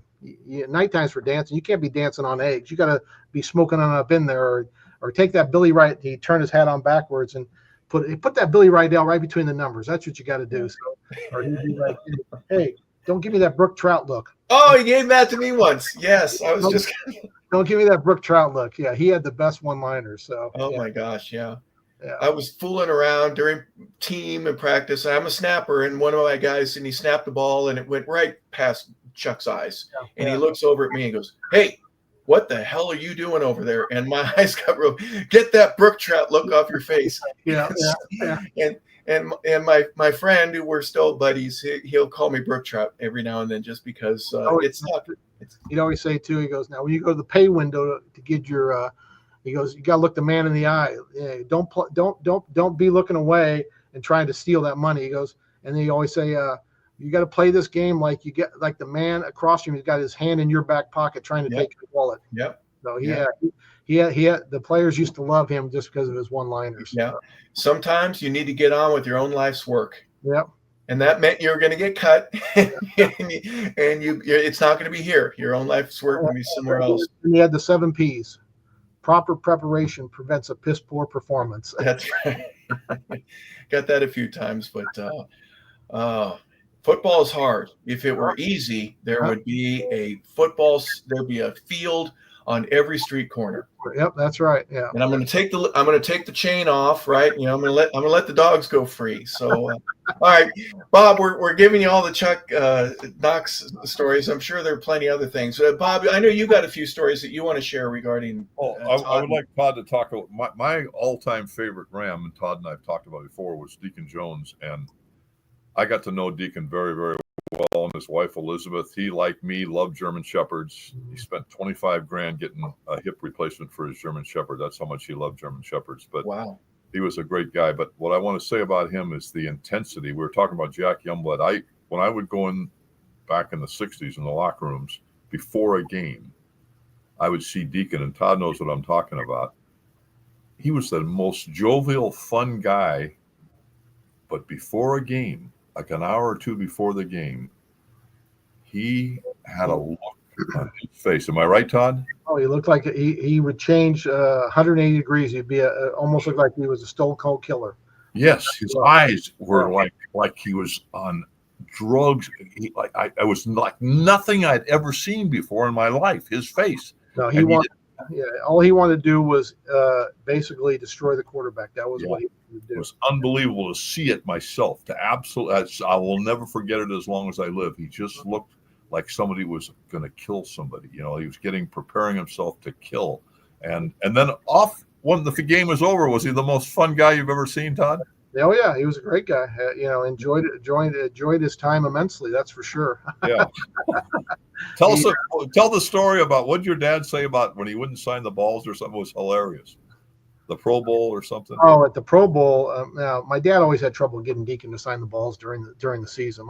They'd put 12 balls out on a Wednesday and a Thursday. Hey, and have the guy sign them. And so Deacon sign the balls, and I ain't gonna sign the balls. Da da da da. And he'd always tell him, he goes, well, hey.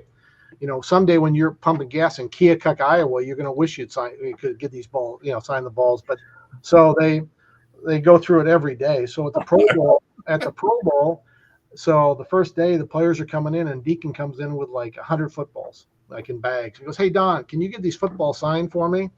And all day, every day, every week, he's got to tell Deacon, "Hey, can you sign the 12 footballs?"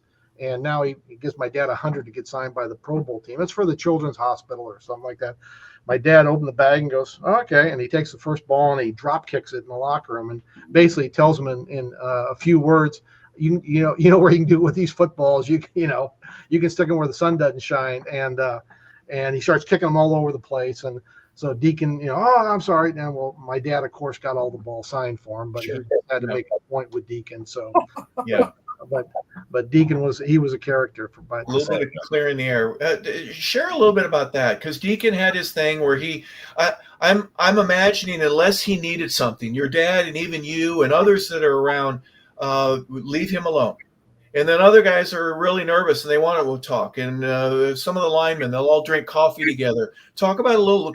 It's not quirky, but just everybody's a little bit different, and you need to learn this, right, as part of your job, so that you can be the best that you possibly can be for these guys. The linemen would come in early, and especially linemen, they like to sit around and they'd chat and just shoot the bull and have their coffee and stuff like that. Tell stories and just have a good time. And then a lot of time they'd listen to they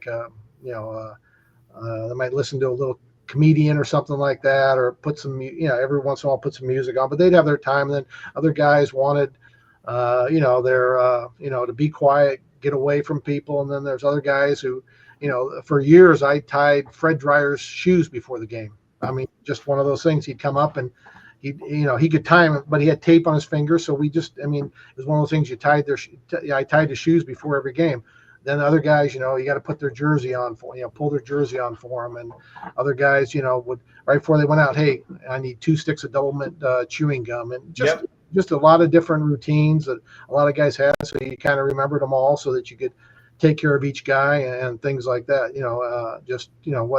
A couple of guys wanted a towel over there so they could, as soon as they came back after pregame, they could wipe their face off or take their pads off and wipe down their body, and then before they put another dry T-shirt on or whatever. So it was just amazing where guys would have different things that they needed, and they would just you would try to take care of them on certain things. But everybody I got a Todd Hewitt story for you. One day it was before a game, like 3 hours before the game, and there's Todd. Now he's got all these assistants that work for him. He has all these assistant guys that work for him. What is Todd doing? He goes to every single locker, and is changing the Ram horns decals. And I said, "Todd, why don't you have one of your assistants do that?" He said, "Because I want it done right." So all the years, am I right? He was the only guy that put the new decals on the Ram horns. I remember he did that what did it take you, an hour before every game? Well, a lot of them I do before that. I just go around and check them on game day. If there's any dings, then I change them then. But a lot of times I do them on Thursday nights. Usually, it's just like I just make sure that there was no marks on them or stuff like that before the game. But you get to the point where you have a certain way you want to do things, and unfortunately, you don't have very many assistants or people that you think can do the same thing that you do. When my one son worked for me, I kind of knew how he was going to be because I could trust him. And now my son, he always calls and tells me, I can't find an assistant. I always have to do it all myself because I can't find an assistant to do the way I want it done. So I don't know if they really learned something good off from me or not, to do the extra stuff. But yeah, you get used to doing stuff and you just want to do it yourself because you're so used to doing it. There's a very precise way to have the horn sticker, or if you were the Vikings and you had their wing, it has to be perfect or it's not done right. Correct? True. That's just because you will always notice it during the game. You're like, God, who did that one kind of deal? And someone else from 5 yards away is probably never going to notice it, but you're always going to notice it. It's like having something in your house when you miss a corner painting something. No one's ever going to see it, but you see it every time you look up there. You know it. That's right. Yeah. What about with the new helmets with all the crevices and all that kind of stuff? Some like Dallas last night. If you have these newer helmets that have the different, having the double stripes, the blue, white, blue, and then the star. Some of this stuff is a little different now. You've got to make cutouts, So you do. You cut out. You need a razor blade, don't you? X-Acto knife. X-Acto knife is another way to do. Yes. Yeah, or a scalpel. But yeah, you have to cut around them and do some things. But yeah, it's one of those things with some of the new helmets by Riddell and Schutt. Yeah, there's some more openings, and they've opened them to make more ventilation for the head and things like that. Sure. So yeah. I mean, but you have to, yeah. When the engineers make the new helmets for safety, they don't worry about what the decals look like. They're more concerned about what helmet safety than that. I'm going to have some fun with you here. Did you have one of those fanny packs? I guess or did you have three? You know what I mean? Where you got a little bit of everything. The things that just there's a belt. And it's almost like having saddlebags on a Harley Davidson. Did you have one of those on game day? No, I didn't. I used it every day for practice, but I had a little toolbox right there. So if something happened, I was just able to go over and do that very quickly there, kind of deal. Because I knew exactly where everything was in the toolbox, so it's almost easier for me to take the helmet, run over there, take out the pieces, than trying to dig through the fanny pack. Now I did use it for practice. Okay, but the toolbox. Remember the show Let's Make a Deal, and at the end where Monty Hall and Carol Merrill, I'll give someone $50 if they have a toothpick. Is there anything? I mean, if you had a needle for putting air in that, I mean, there isn't anything that I could. I'll give $100 for someone that has a shoelace. Yeah, I've got one. Yeah, I need a needle nose pliers. Yeah, I've got that. You've got everything at your disposal. Because you're Radar O'Reilly and you've thought about it, exactly on the field toolbox, and then in the locker room we also had we called it the number one trunk, and it was kind of the catch-all trunk. It had almost everything. It had inner soles, shoelaces, everything. I mean, I even had cufflinks in there, paper clips, stuff for the coaches if they needed, any type stapler, hole punch. About anything possible that they might need on game day. But I even, like I said, but had a little bit of everything. But I've never been asked something that I haven't had, to put it that way. Okay. Yeah. So, but yeah, one time one of the players goes, man, I got a shirt here, and I got my cufflinks, and I'm like, oh, let me see. And the first time I didn't have a pair of cufflinks, but I used a paper clip and I made it into a cufflink form to hold the shirt. And then from then on, I said, well, I'll just go get a couple pair of cufflinks just to have them. So I do have those in the trunk. I'll never be without cufflinks again, knowing full well that might be a game day need. When I was here in Atlanta, we ended up having with Jerry Glanville celebrity row. It was unreal. What's it like for you from a different perspective where you get to see some of these people, and they're there to see the game, right? They're obviously the team, but you can be that connective point where for so many of them, hey, you're on the sideline or whatever. You can stay here or whatever. And then they want a ball, they want a hat, and you can really make a great day for somebody, right? Yeah. I mean, we used to have a lot of people back in the day in LA. We had different comedians and actors on the sidelines and stuff like that. And then when we went to St. Louis, we had a lot of the Cardinal players would come over to their games, and we had Albert Pujols and Molina and Wainwright, and we had one of the best stories. One day I'm in the locker room, and my youngest son, he's like 6 at the time, working on the sideline, and he comes in and goes, "Dad, can I get a pair of gloves?" And I said, "You have a pair of gloves." He goes, "Well, they're not for me." I go, "Who are they for?" "They're for Nelly. Nelly and I are good buddies now." And I'm like, "Okay." So I gave him a pair of gloves to take out to Nelly, and him and Nelly ended up being, well, they were like best buddies. And he'd come in and get him a headband and get him wristbands, because Nelly was always because he was a friend of Marshall's, so he was always at the game, kind of deal. But yeah. So you get to see a lot of those people. I mean, it's one of those things you just kind of, like I was the only time I think I've ever been really like in awe was we were in the Super Bowl and we're practicing in Atlanta on the on Friday, the day before your last real practice before. So it's about 28 degrees that day. It wasn't 25 like on Wednesday. So we're in the dome. We're in the dome, and and it was funny because they got all the rehearsal for the Super Bowl, like you got to have this and this.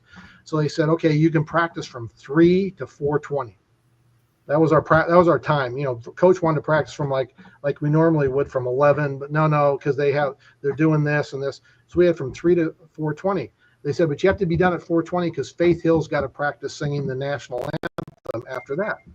So we're going through practice, and we've done a couple things, and Coach wants to do a couple over. So it's now 4:20, and the NFL guy comes over and goes, "Hey, you guys got off the field?" And I said, "We have 5 more plays, and Coach is not going to want to go through it." Well, Faith Hill, I said, "I'll go talk to her," because she was out there. So I go over and I said, "Miss Hill, I'm Todd Hewitt, da da da," and she goes, "Oh, call me Faith." And so I'm sitting there and I'm telling her, I said, "Well, we have 5 plays. Would you mind?" She goes, "I can knock out this." She goes, "It's not like I've never sung the national anthem before. Don't worry about it. You guys finish your play." So now I'm talking to her for like the 5 plays, telling her what's going on and stuff like that. And so that night I get back and I said, "Honey, I just want to tell you, if there's ever a time that, I said, I just met my one time that I like to, she was one of the nicest people around. But she was just like, 'Oh yeah, don't worry about it. Yeah, I can knock this out. It won't be hard at all.' But I said, if I would have gone back to Coach and said, 'Hey, Coach, we got off the field because so Faith Hill can practice the national anthem before practice over,' he would have had a heart attack. Because you didn't break up our practice doing that kind of deal." She was beautiful and classy. I've met her before too. Just beautiful, beautiful. Really nice person. She's married to Tug McGraw's son. She's married. Yeah. Have to. Hey, I want to tell you one thing about Don Hewitt. Please. I was just going to say, Shania Twain sang the national anthem for us one game, and I was smitten. I was wow. You know what I mean? And this you get to be a part of all of this stuff. We're not acting on any of it, but it's just like, there's no way that you can connect the dots like that. Where and Bob, you said before, you got Frank Sinatra coming to watch a Dodgers practice or going to CSC, and all these people. Look at the pictures behind Bob. Mm-hmm. Todd. He's got 1,000 pictures and all these people that's just Frank. No. To the rest of the world, that is like, are you kidding me? It's kind of funny right now. Like on ABC, they have the Golden Bachelor on right now on the new series, and Mel Owens is the Golden Bachelor, and he played for the Rams. He was a number one. Sure, he did. Yeah, very very successful lawyer. So the other night, my wife had all her pickleball girls over to watch.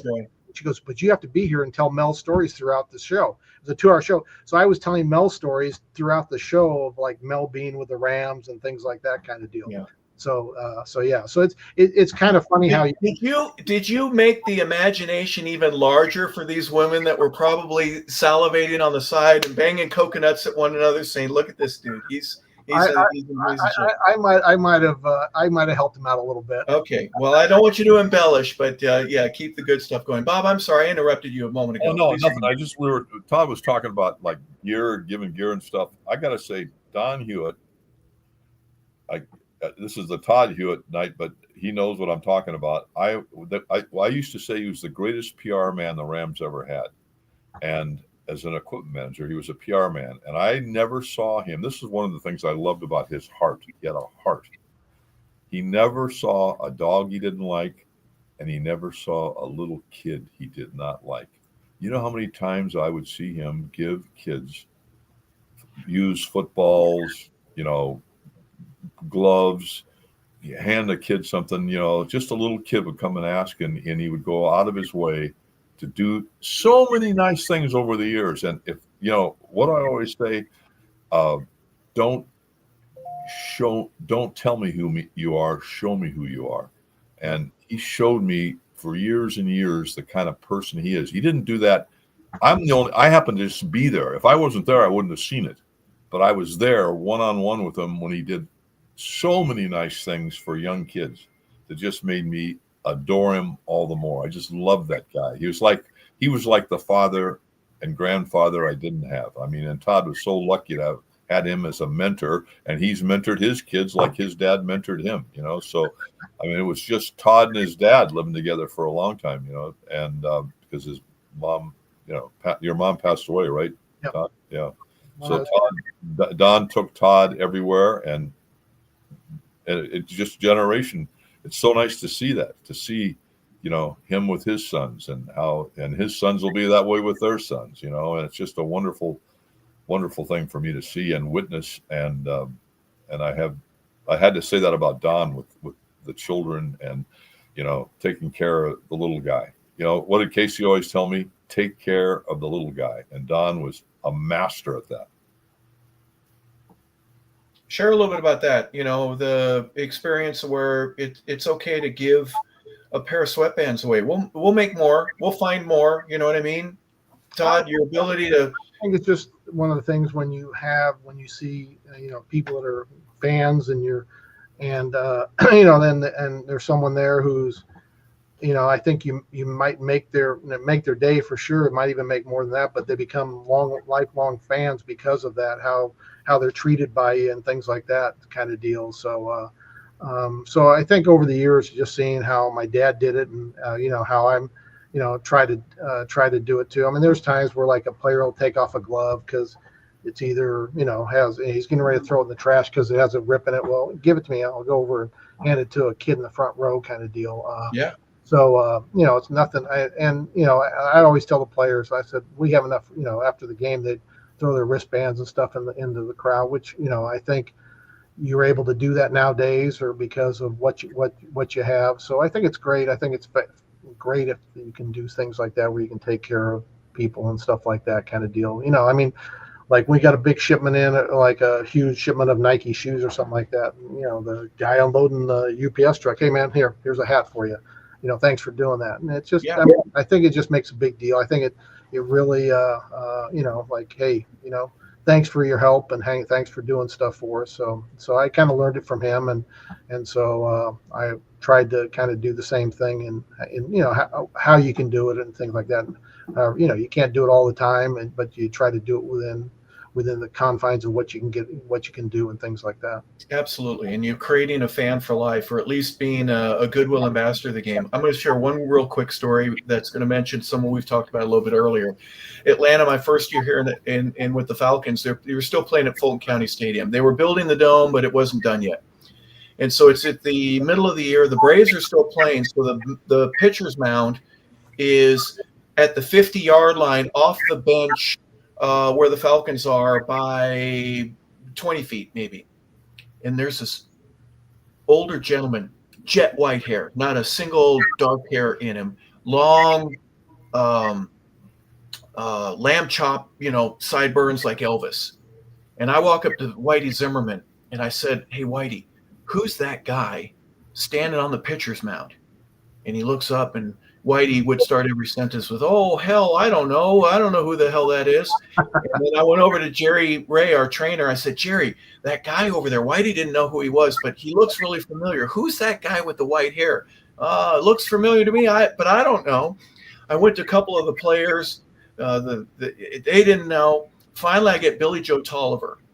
And I say, Billy, his nickname was Freckle Red because he had red hair. I go, Red, that guy that's on the pitcher's mound, do you recognize him?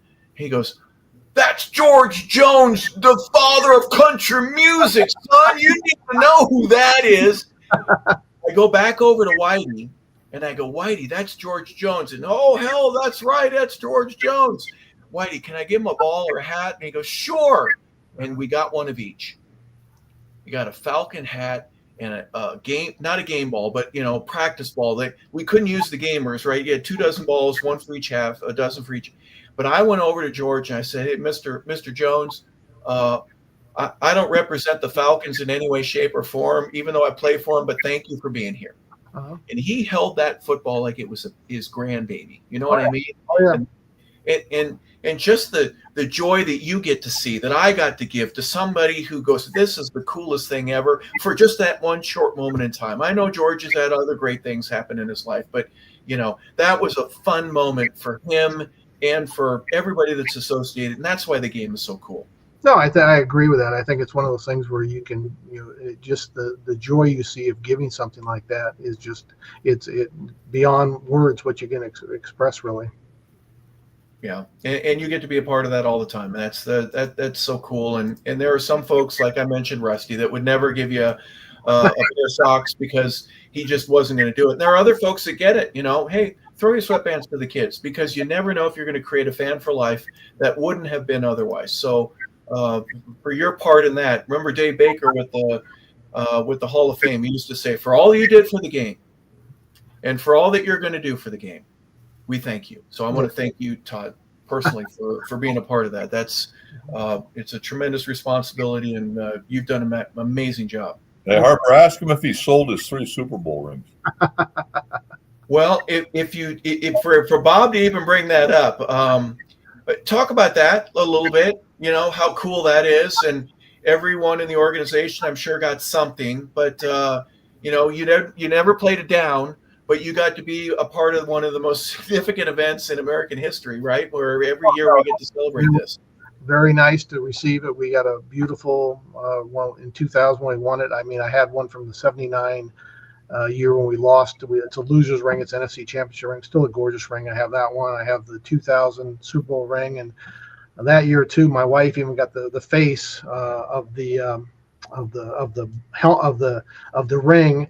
They made a pendant for all the. Yeah, absolutely. Isn't that great? Yeah, very nice. And then the 2 years later, when we lost to Tom Brady in the Super Bowl, last second kick by New England, I have that NFC Championship ring. Then I also have a Rose Bowl championship ring and also a Pac-12 championship ring. So I've been very fortunate to have some nice rings that I'll be able to disperse amongst my. All my 3 sons and my daughter at some point down the road. Well, did you lie about how big your finger was so you could get more gold out of it? Did you? No, I didn't. I wanted it to fit on my one finger, so I just did it on my ring, opposite my wedding ring, on my ring finger. All right, tell the truth now. Are they all for the same ring finger, or do you have them now that you've got 5? Right? Is that right? You have 5 different. Okay. Do you ever do like Brady and just put them on all of your hands? Well, I can put them on, but they don't fit all the way. But I do have. I can put them on like that. Now, tell the truth. Do you need a chiropractor after you put them all on the same hand and walk around a little bit because you're all walking out of balance with all that gold and diamonds? It's kind of nice when you have them on. It really is. I don't. I've never seen you wear them. Do you wear them? I never see you wear them. I wear them if we go out somewhere nice to dinner or something like that. I'll wear them.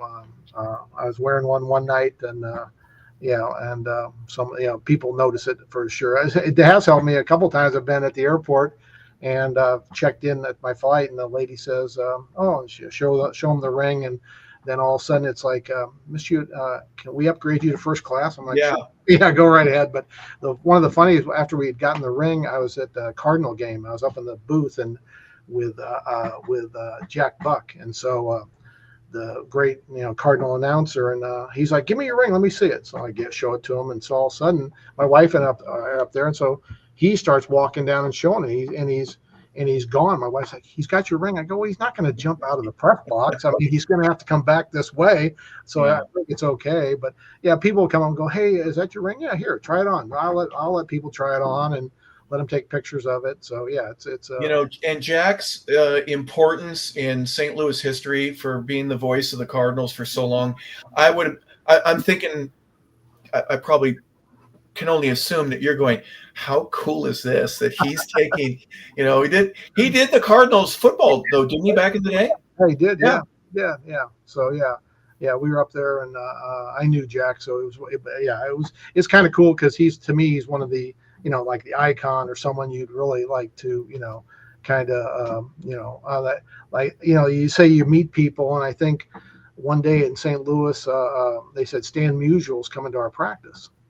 So I'm like, oh, this is great. So he came to the practice, and I had to like walk him out, and then went to practice, and he came in, we gave him some gear and stuff like that. And he sat in my office for a few minutes, asked me, hey, you want me to sign a couple baseballs for you? And I go, well, if I had some. Well, you know what?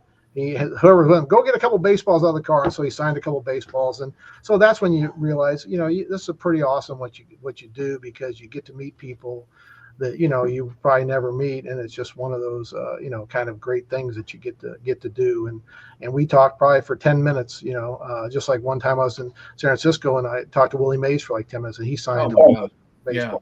Yeah. It's just icons like that you see growing up as a kid watching them, and it's hard in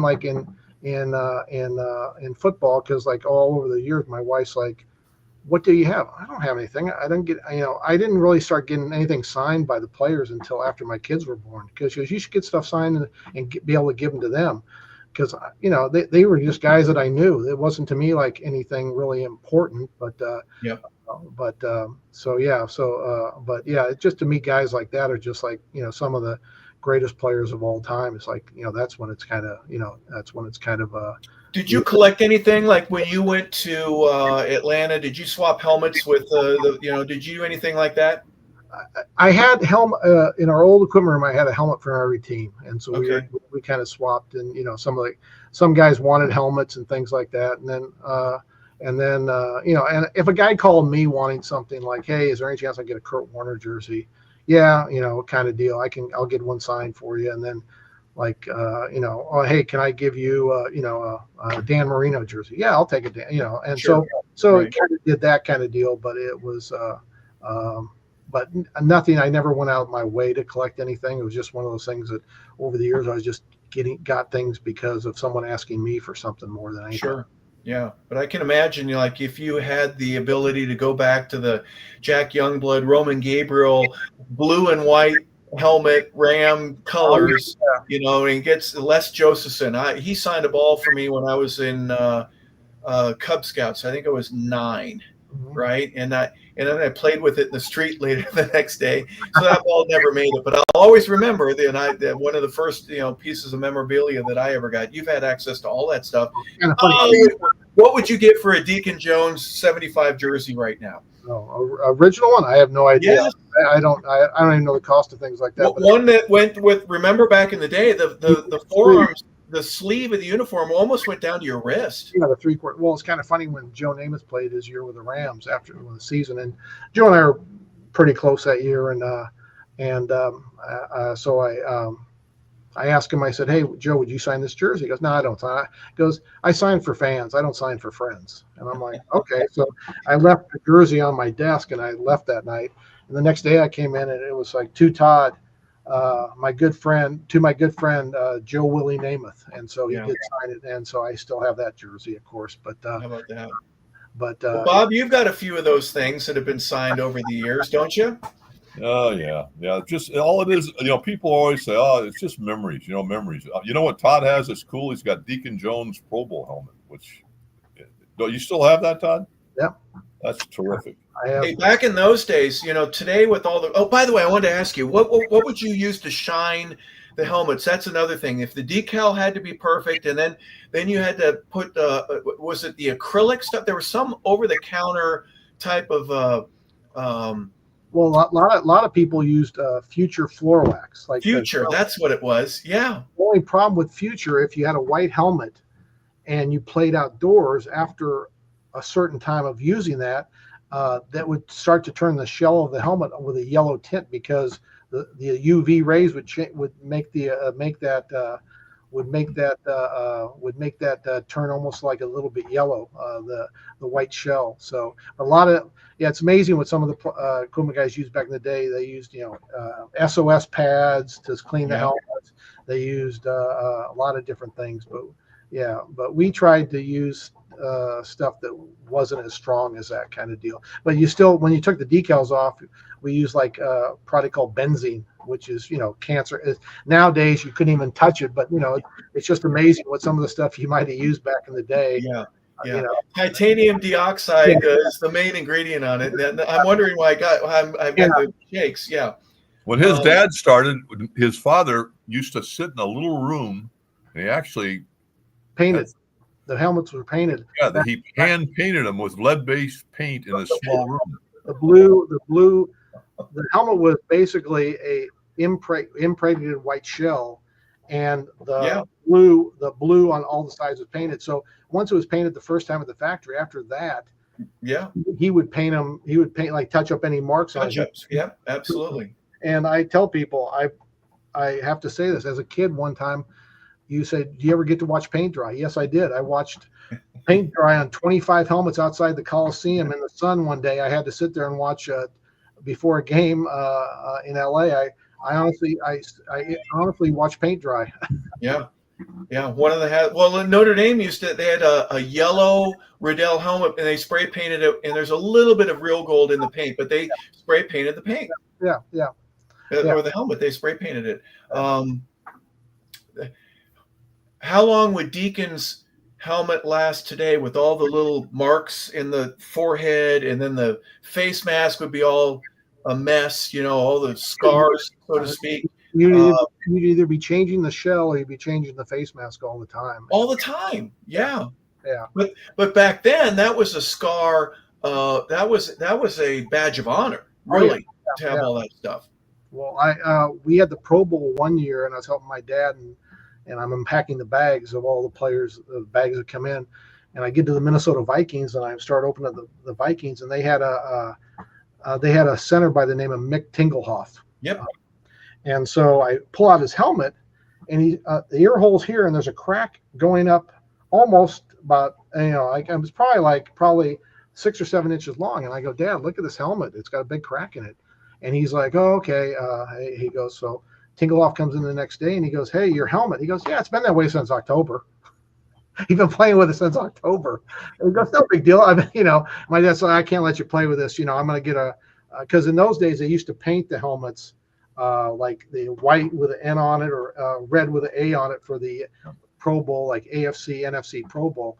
So he's like, I'm going to get you a shell. And so he took a shell and made up his helmet and had it painted and left his. He goes, you can take that one back, but he goes, I'm not going to let you play in the Pro Bowl with a cracked shell. And so he changed it, but it was just, it was like, he's like, nah, no big deal. It's not that big a deal. They just, it was just, a different era than it is now. Now you inspect the helmets each week, and you check them for this and that, and you go through everything that you have to go through, kind of deal. Yeah. And then the Vikings specifically have the matte purple helmet now, that it's just a different color. What I used to love about them when I was a kid, and they were one of my favorite teams, is the helmet, depending on what the sun was. If it was a bright September day, the color of the helmet was different than it was in November or December for a playoff game, and it was cloudy. It almost looked like it was almost black, depending on. So it had a different hue to it, but still, that's something that every week. No, I'm going to put the future on it, just like I got to do it's got to be uniform in order for me to pass the. Hey, I have a question for both you guys. One being a former NFL player, and Todd, who's been in the NFL his whole life. So I was at a luncheon with Anthony Davis the other day, and somebody asked him, he was a speaker in Pasadena, and they said, Anthony, if you had a son today, would you want him to play football? And shockingly, AD said no. And my question to you guys, knowing with all the dementia and the CT scans and all the stuff going on, would you, Todd and Harper, want your sons to play maybe high school? Would you want them to play college football today? If I wanted to ask you both that. Do you want to go first? You want me to? You go first, Todd. Okay. Well, two of my boys did play college football.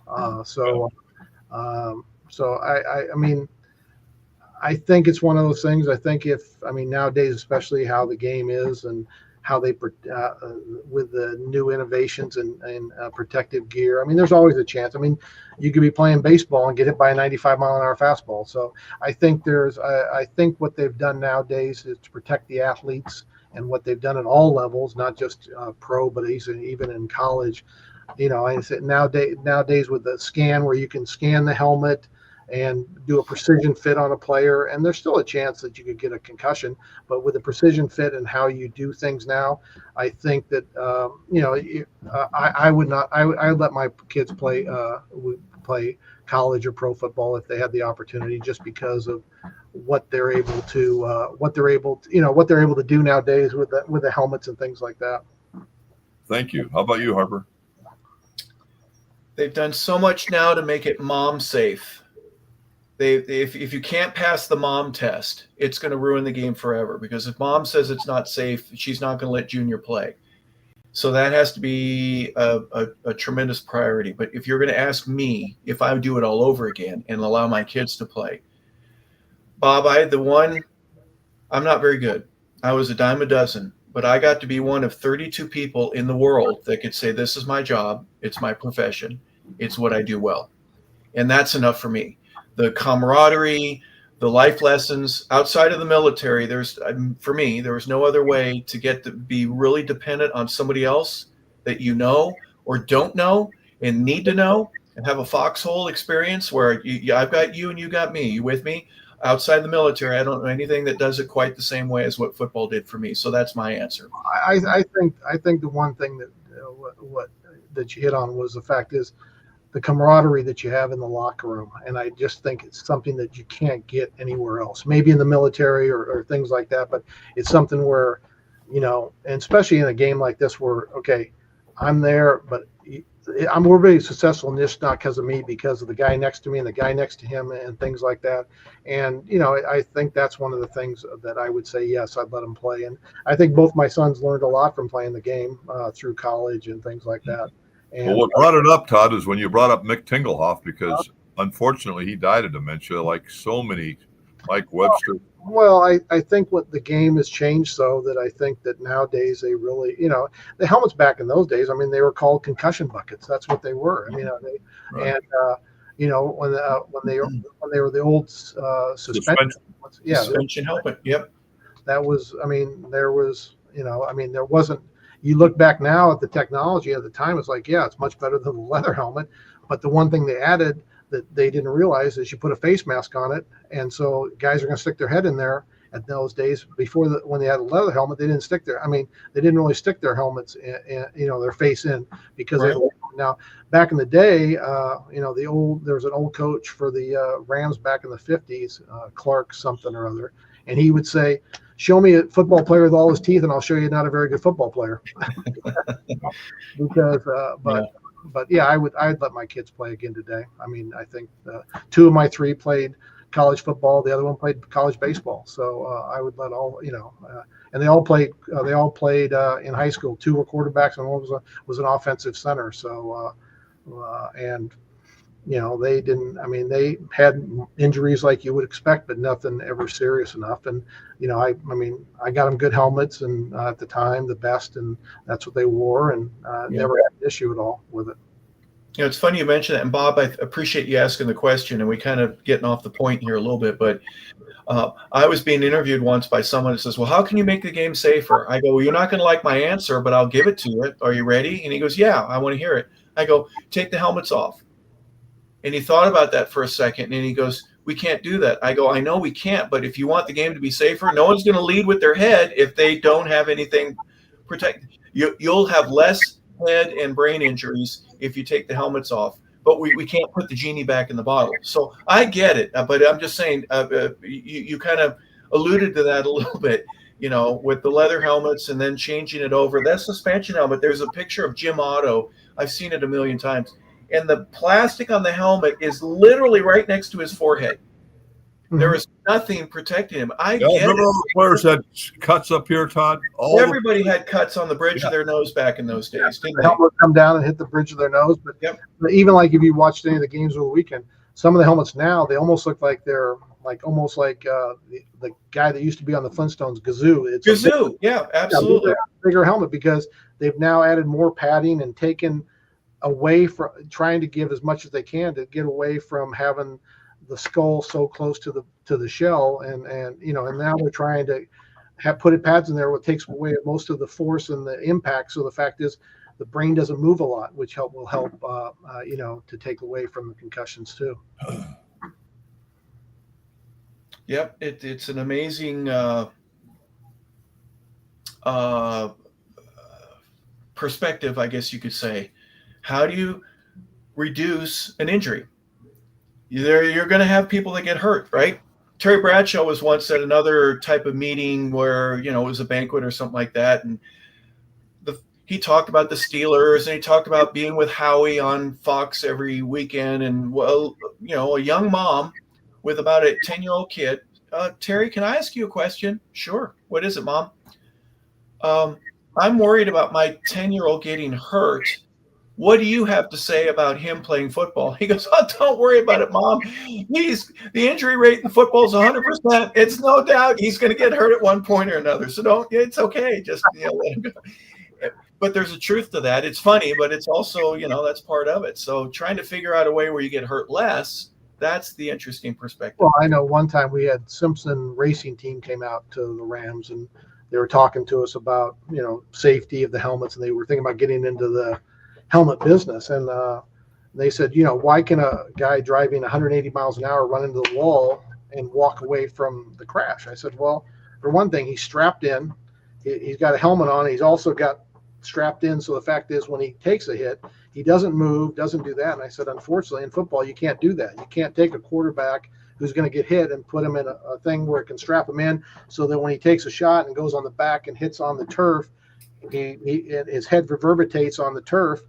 There's going to be a concussion because his brain's going to move inside his skull. And I said, unfortunately, you can't do that in football because it's not played that way. It's not played in a stationary position where no one moves. And so it's going to be very hard to do that. And I think they've done a great job of how they've been able to, upgrade the helmets here. And every few years they're coming out with something new and trying to do that. So I think. And Todd, the evolution of racing has changed so much where basically a seatbelt that you would have had as kids that wraps around your waist now becomes this act that you can't be more inhibited. Oh, no. Than in the inside of a race car. Basically, the only thing you can move is your elbows and your fingers. Yeah. Everything else stays in place. So the fact is, when you do hit going that speed, you can walk away from having that type of injury. Now, you might have other injuries from being in a race car going that fast, but yeah, that's just one of those things. But it's just you can't take away, you can't strap players in and do that kind of stuff. And they've tried a lot of things. For a while, their Army used to wear a thing where they had a piece on the back of their helmet going to the shoulder pads. Yep. The helmet from going forward and things like that. So they're always trying to come up with something. It's just that unfortunately, you're playing. It's a violent game. Guys moving at tremendous speed and hitting each other, and they've taken a lot of stuff out of there. They've taken the kickoff away. They've taken the quarterback can't be really hit now at all. So they're trying to do a lot of things. So protection wise, I think they're trying to keep the athletes safe. Isn't it interesting that if we were to talk about Gene Upshaw or Art Shell, you couldn't have found more padding or gear to put on those guys. No, they wore everything. There were. I think the fingertips were the only part of the body that was exposed. But if you took your helmet off, that'd be different. Yeah, and now players are almost, please forgive the expression, they're almost naked compared to those days. There's so much of the arm is exposed. Very few guys wear wristbands anymore, but they will wear gloves. I get that. But, it's almost a machismo thing that the less you have, the better you are. But yet Anderson knee braces and all these other protections that are there to help against injuries, guys don't want to do it. They turn their knee pads up and they have their knees exposed. And and things like that, things you would never done back in the day. Yeah. Yeah, I mean, it's now getting to the point where, I mean, and it was kind of funny. I was looking at they were showing a highlight of something the other day of like a 2004 college game, and the shoulder pads looked like they were like, they were huge, and now everything is, less profile, and everything's getting down to have next to nothing and things like that kind of deal. They're almost aerodynamically designed now. Where my shoulder pads were in the 80s in college, you could, and the jerseys hung lower, and what'd you call them? The 3/4? Is that what they were called? 3/4 jerseys? Belt length, yeah, belt length, right. Belt length, yeah. Well, and they were loose; they weren't tight like now. The jerseys are almost custom tailored, or they have nothing on the sleeves and nothing on the arms. There's hardly any sleeves at all, except maybe the quarterback. Everything else is like right at the shoulder pad cup and things like that. It takes 4 guys to put a jersey on a guy because they want him so tight so nobody can grab him. Right, Todd? Oh, yeah. Well, I know that we went to New Orleans one time, Jackie Slater, and that was when you were wearing a jersey, but it was always cutting into their arms and things like that. And so, I had a jersey made where I had it cut in, and it was called a pot belly. It was a PB jersey, which means it came down tight, and then right at the belly, it opened up a bit for linemen to have a little bit more room. Sure. So I said, I'll just put on his jersey. So I put on his jersey, and Jackie puts on. He goes, "What's wrong? What's wrong with my jersey?" I go, "Nothing. You can't grab a thing." "Oh no, it doesn't. It's not too tight. I'm not reaching my arms and pulling it to loosen it up. I just feel, this is wrong." I go, "Jackie, you can put your old one on, but this is, pretty nice." And he goes, No, let me have the other one, because I'm going against Pat Swilling today, and I can't have anything. I'm like, okay. So he put the jersey on after pregame, and after pregame he goes, "Can I put that other jersey on, because this one's cutting into my arms?" And he put it on, and it didn't have any problem. So I said, "Well, I was a sample jersey. We're trying. We're going to go to this, for all our offensive linemen, but you're the first one I want to try, because if I can convince you to wear it, then I'll have the rest of the team will wear it for sure." And so this is awesome. It's not tight, but it's tight, but it's not tight. And I said, okay. But he was like, when I first put it on, he's like, "There's something wrong with this. I don't have to pull here. I have to pull, I'm not pulling here all the time." I go, "Yeah, that's because it's made specially for that. So you don't have to worry about that. You can worry about blocking and not worried about trying to pull your really tight, cumbersome jersey that cutting into your arms." And so, but he was just like, he was adamant. I can't wear this jersey. Why? Because it feels too good. I'm like, well, that's the reason. That's what you're trying to do. Yeah. And, trial and error and fine tuning and just getting, I can remember when equipment managers used to have shoelaces to either tighten or loosen up just under the armpits in certain places. You had eyelets in your jersey, so you could. The Cowboys had them a lot, and they could tie them up here and make them tighter for the players there. Yeah. It's definitely going. Tell them about it. What didn't the Pro Football Hall of Fame honor your father? Yes, he was inducted last June into the Pro Football Hall of Fame. What they've done now, the Pro Football Hall of Fame is putting. It's called the Hall of Excellence, and it's for trainers, equipment managers, video people that are behind the scenes that basically are part of the game, but they're never going to be recognized. Assistant coaches also. Yeah. He was honored last year, and I went to Canton and accepted the award for him, and it was a great thing now where it has like equipment managers that Whitey Zimmerman's in there. Dad Brazier, is Dad Brazier in there? Dad, I think, is in there. Yeah, they have a plaque on the wall of Hall of Excellence, and they kind of talk about it's a PR. There's 4. It's a PR director, equipment manager, trainers. Yeah, it's a really nice deal, and they do the contributors is what I would call it. Right? Yeah. It's contributors like the year that he went in, Lionel Taylor, who had been a player and a coach. Great player, and a Ram coach. Yeah, he went in as the assistant coach, and so he went in, and there was Dick Romanski from the Raiders was there. Bob Romanski, who's the equipment manager now, he was there to pick it up for his dad. It's a really nice deal. So, had you been to Canton beforehand? I'd been there when we played. We played there twice in the Hall of Fame game, so I'd been there twice. But it was kind of nice to go this time because we were, had a lot more time to go through it than. And it was kind of funny. our whole family went, and then a really good friend who used to be our trucker in St. Louis, David Sabata was his name, and I invited him to go because he was very close when we moved to St. Louis, helped me and my dad, and we became good friends over the years. So he went, and the day of the day before in the event, we were able to go through the Hall of Fame, and I was telling him this story and this story, and he goes, God, if you ever want a job, you should become like a guest here or a guy The curator. You could be the curator of it because you know all that stuff. He goes, you're telling me stories about Dick Butkus and Vince Lombardi and all this, and so he goes, this was a lifetime, once in a lifetime thing to go through the Hall of Fame with you, because you were telling me about Marshall Faulk and Isaac Bruce and all the Merlin Olsen and all these different players. So yeah. So Mark, think about this. Now I'm just thinking about it. It just hit me just now. Of all the people alive today, 2025, I would venture to say the man in the middle of the screen here is probably come in contact with more. No, seriously, not just like a fan. I'm talking about worked with, around, and more Hall of Famers than anybody alive, I would think. There's a few of us around probably still that have done that. So, but yeah, I've had like I said, it's been tremendous. I mean, unfortunately, to show you how stupid these guys are, they all like them. So, I mean, I grew up in the locker room. That was my summer vacation. I mean, going to training camp was whatever. I mean, everybody's like, do you ever go to the river during the summer? No, I was in training camp. I always worked training camp.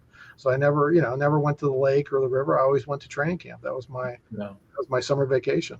Yeah. I've never heard in all my life, I've never heard a negative word about Todd or his father ever in my life. So what does that tell you?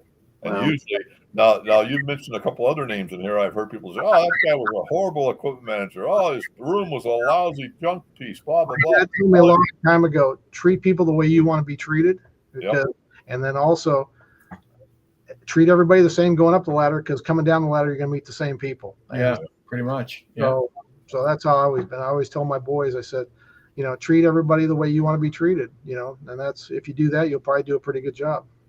Yeah, I agree wholeheartedly. Well, I'm glad you got to go to Canton honor your father. Hopefully someday. How many people would be in that club, Bob, that have the experience like what Todd does? Maybe 10, 15 at the most people that. Man, I mean, you're talking about the history of football in my lifetime. I mean, he goes back to Jim Brown and, the Jim Taylors and the Paul Hornings. And I mean, through decades, he was 8 years old.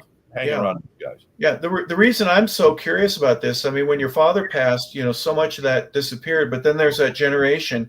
But there isn't as much of a separation because Dad brought you with him when he was done. He was shadow. He was done. He was shadow for years. Well, it was kind of funny on the 75th anniversary of the Rams. They had a big reunion at the LA Coliseum. This is like 1997 or something like that. So I'm there, and like Rosie Greer was there, and Isaac Bruce comes over, and he's like, "Hey, is that Rosie Greer? Yeah, let me go over and introduce you." So I went over and introduced him. But the funny thing is, we're there, and one of the players comes up to me and goes, "Hi, I was a running back for the Rams, Mike Dennis." And I go, "Yeah, I'm number 43." And he goes, "You remember me?" I go, "Yeah." Well, I only played in 67 and 68. Well, as a kid, I knew I knew the whole roster, and I knew everybody on the team. So I wasn't gonna, forget them for any stretch. So it's just like, I can't remember that I can't believe you remember me. I go, "Yeah, you were from Mississippi," or and he goes, "You remember?" Yeah. And so, but yeah, when you're in there that much, you just remember all that stuff. And even over the years, guys would come, "Hey, I was with the Rams," and I said, "Yeah, are you the Rams in 1997 at when we were at Ram Park? Yeah, you're number 51." "Oh yeah, you remember that?" Yeah. "Well, I was only in camp for 3 weeks." I said, "Yeah, but I remember you." So yeah, you just. And how about Suge Knight? Todd worked with in 1987. Suge Knight was a Ram. Tell him the story, Todd. He played on the replacement team. He is named Marion Knight out of UNLV. So he was one of our. Played for Harvey Hyde. He was one of our replacement players during the night when you played 3 replacement games, and so he was 87, right, during the strike. Yeah, during the strike. Sure. So he was on our team for 3 games, and then after the game, after the season or after they were cut, he goes, "Man, you were so great." He goes, "Here's my number in Vegas. You know, I'm hooked up in Vegas. If you ever want anything, come to Vegas." I'm like, okay. So after the season, I went to Vegas, and I tell people I spent the weekend with Suge Knight. So I don't know if that's a good thing to say or a bad thing to say. But yeah, I went to Vegas for the weekend, and Suge Knight. Yeah, I was there for the weekend. Yeah, Bob, he's got what's called street cred now. He's got the cred. I always kid Harvey Hyde, who's a dear friend of mine, who was a coach. Harvey coached Randall Cunningham and Terrell Davis and all. But I always tell people whenever he's in a crowd, I say, "Who's the most famous player Harvey Hyde coached?" And they all go, "Randall Cunningham." No. Night. Yeah. He's by far the most famous. I said this to Whitey once. I asked him, "Whitey, how long have you been here?" He goes, "Oh, hell, I've been here about 20, right when we started in 67.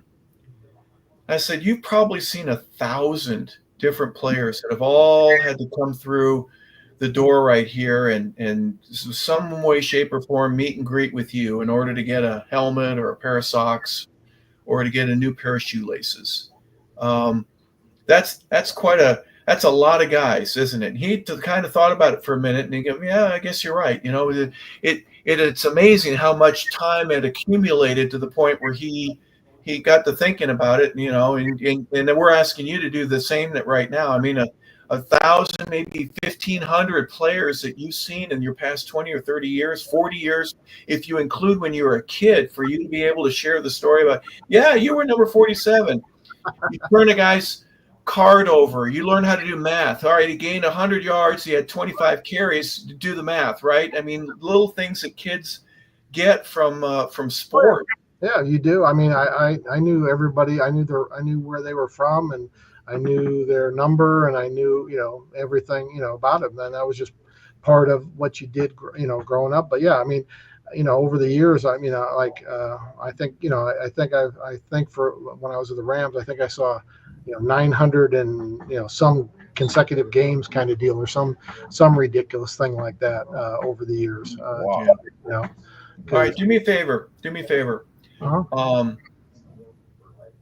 I know you're not a fan or anything like that, but were there ever a moment or two where you put your hands up and go, "I can't believe I'm watching this. We're going to win this ball game, and it's a big game, whether it be the Super Bowl or whatever"? Give me a moment or two that really made a difference for you, to where I don't care if I look like I'm a fan or not. This is amazing. Well, I had to say when we won the Super Bowl in Atlanta, that was kind of You were a little nervous. You know that when he caught that ball and he's at the two. What was his name? The lineman for us. The defensive lineman that made the stop. Well, Mike Jones made the tackle, but Jeff Scanina was over. Scanina, that's right. Yeah, Scanina was a Falcon. So yeah. Too bad that kid didn't have an incredibly thick fire hydrant looking body. Oh my gosh, that dude was amazing. Great story of Scanina though. But that was probably one of the times, because when Isaac Bruce got that touchdown pass and breaks 3, I mean, you're going crazy, because you've gone up 23-17 with less than 2 minutes to go. Is that when you lift both hands in the air, or did you only lift one? I lifted 2 in the hand. Thank you. There you go. You're a good man. Go ahead. Yeah, I had to. But Jeff Scanina, he played for the Rams, and great guy. But like one morning, he'd come in early. He'd come in like at 6 in. He'd always be there early. And so one morning, I'm like 5 minutes late, and he's banging on the equipment room door, and I open the door. I go, "What's going on?" He goes, "You don't live here?" I go, "No, I don't live here."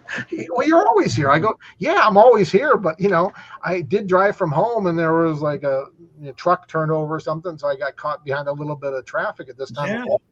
But he's like, "Man, I got to get in there. I got to have my coffee. I got to get ready. I got to get in the hot tub." I was ruining his schedule, because he was on a schedule of 6 a.m. I went in the equipment room, got my gray shorts, got my coffee, hopped in the hot tub, and to loosen up and things like that. So, But Jeff Skinny was a great guy. He's a good friend. I mean, a friend, very, very close friend. So sure, yeah.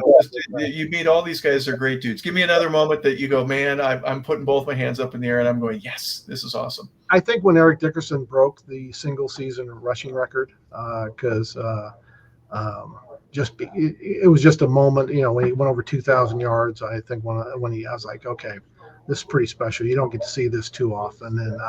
And Dick was pretty close. I mean, in the sense that he'd always spat, so every game I'd have to put the 3 Adidas stripes on his shoes. Yeah. So yeah, it was probably another time that I was like, okay, this is pretty. Can we say right now that he was wearing Nikes under those, or were those? He was wearing Nikes. Of course he was. Yeah. He was wearing Nikes. Whatever that, I can't remember the name of the shoe, but the wide receiver shoe, it had the 12 studs in them, not the sevens. The Tiempos.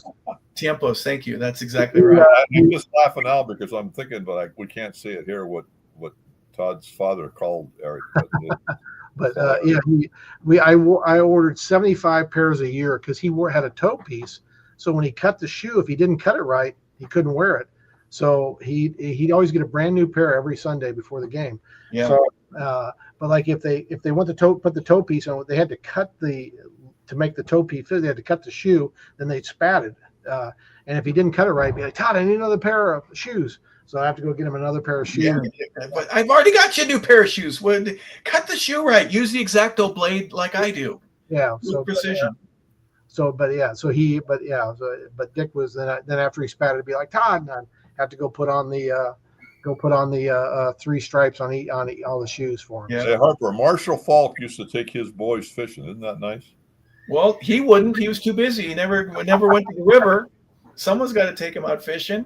Yeah. I love it. Yeah.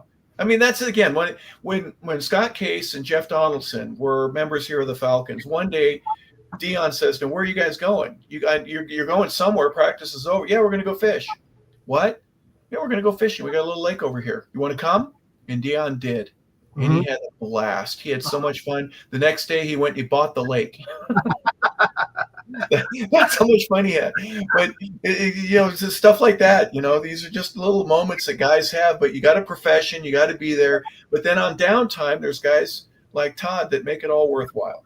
Yeah. Well, it's kind of funny. Marshall, we're in training camp one year, and my youngest son, Dalton, he's like, he asked Dalton, he goes, "Hey, every morning, can you bring a Danish and some fruit over and put in my locker for training camp? I like to get up late before practice." So Dalton brought it over and put it in his locker, and Marshall would come over right before practice and have a donut or a Danish and some fruit and then go out and practice.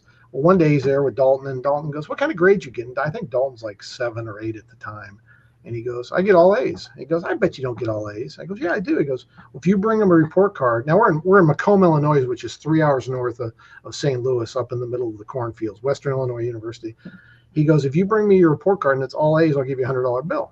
So he comes to, Dad, call Mom. So I call, and he goes, "Mom, you got to come up right now. You got to come up right now." She goes, "I'm not coming up right now. It's a 3-hour drive. I'm coming up on Saturday to, see you guys.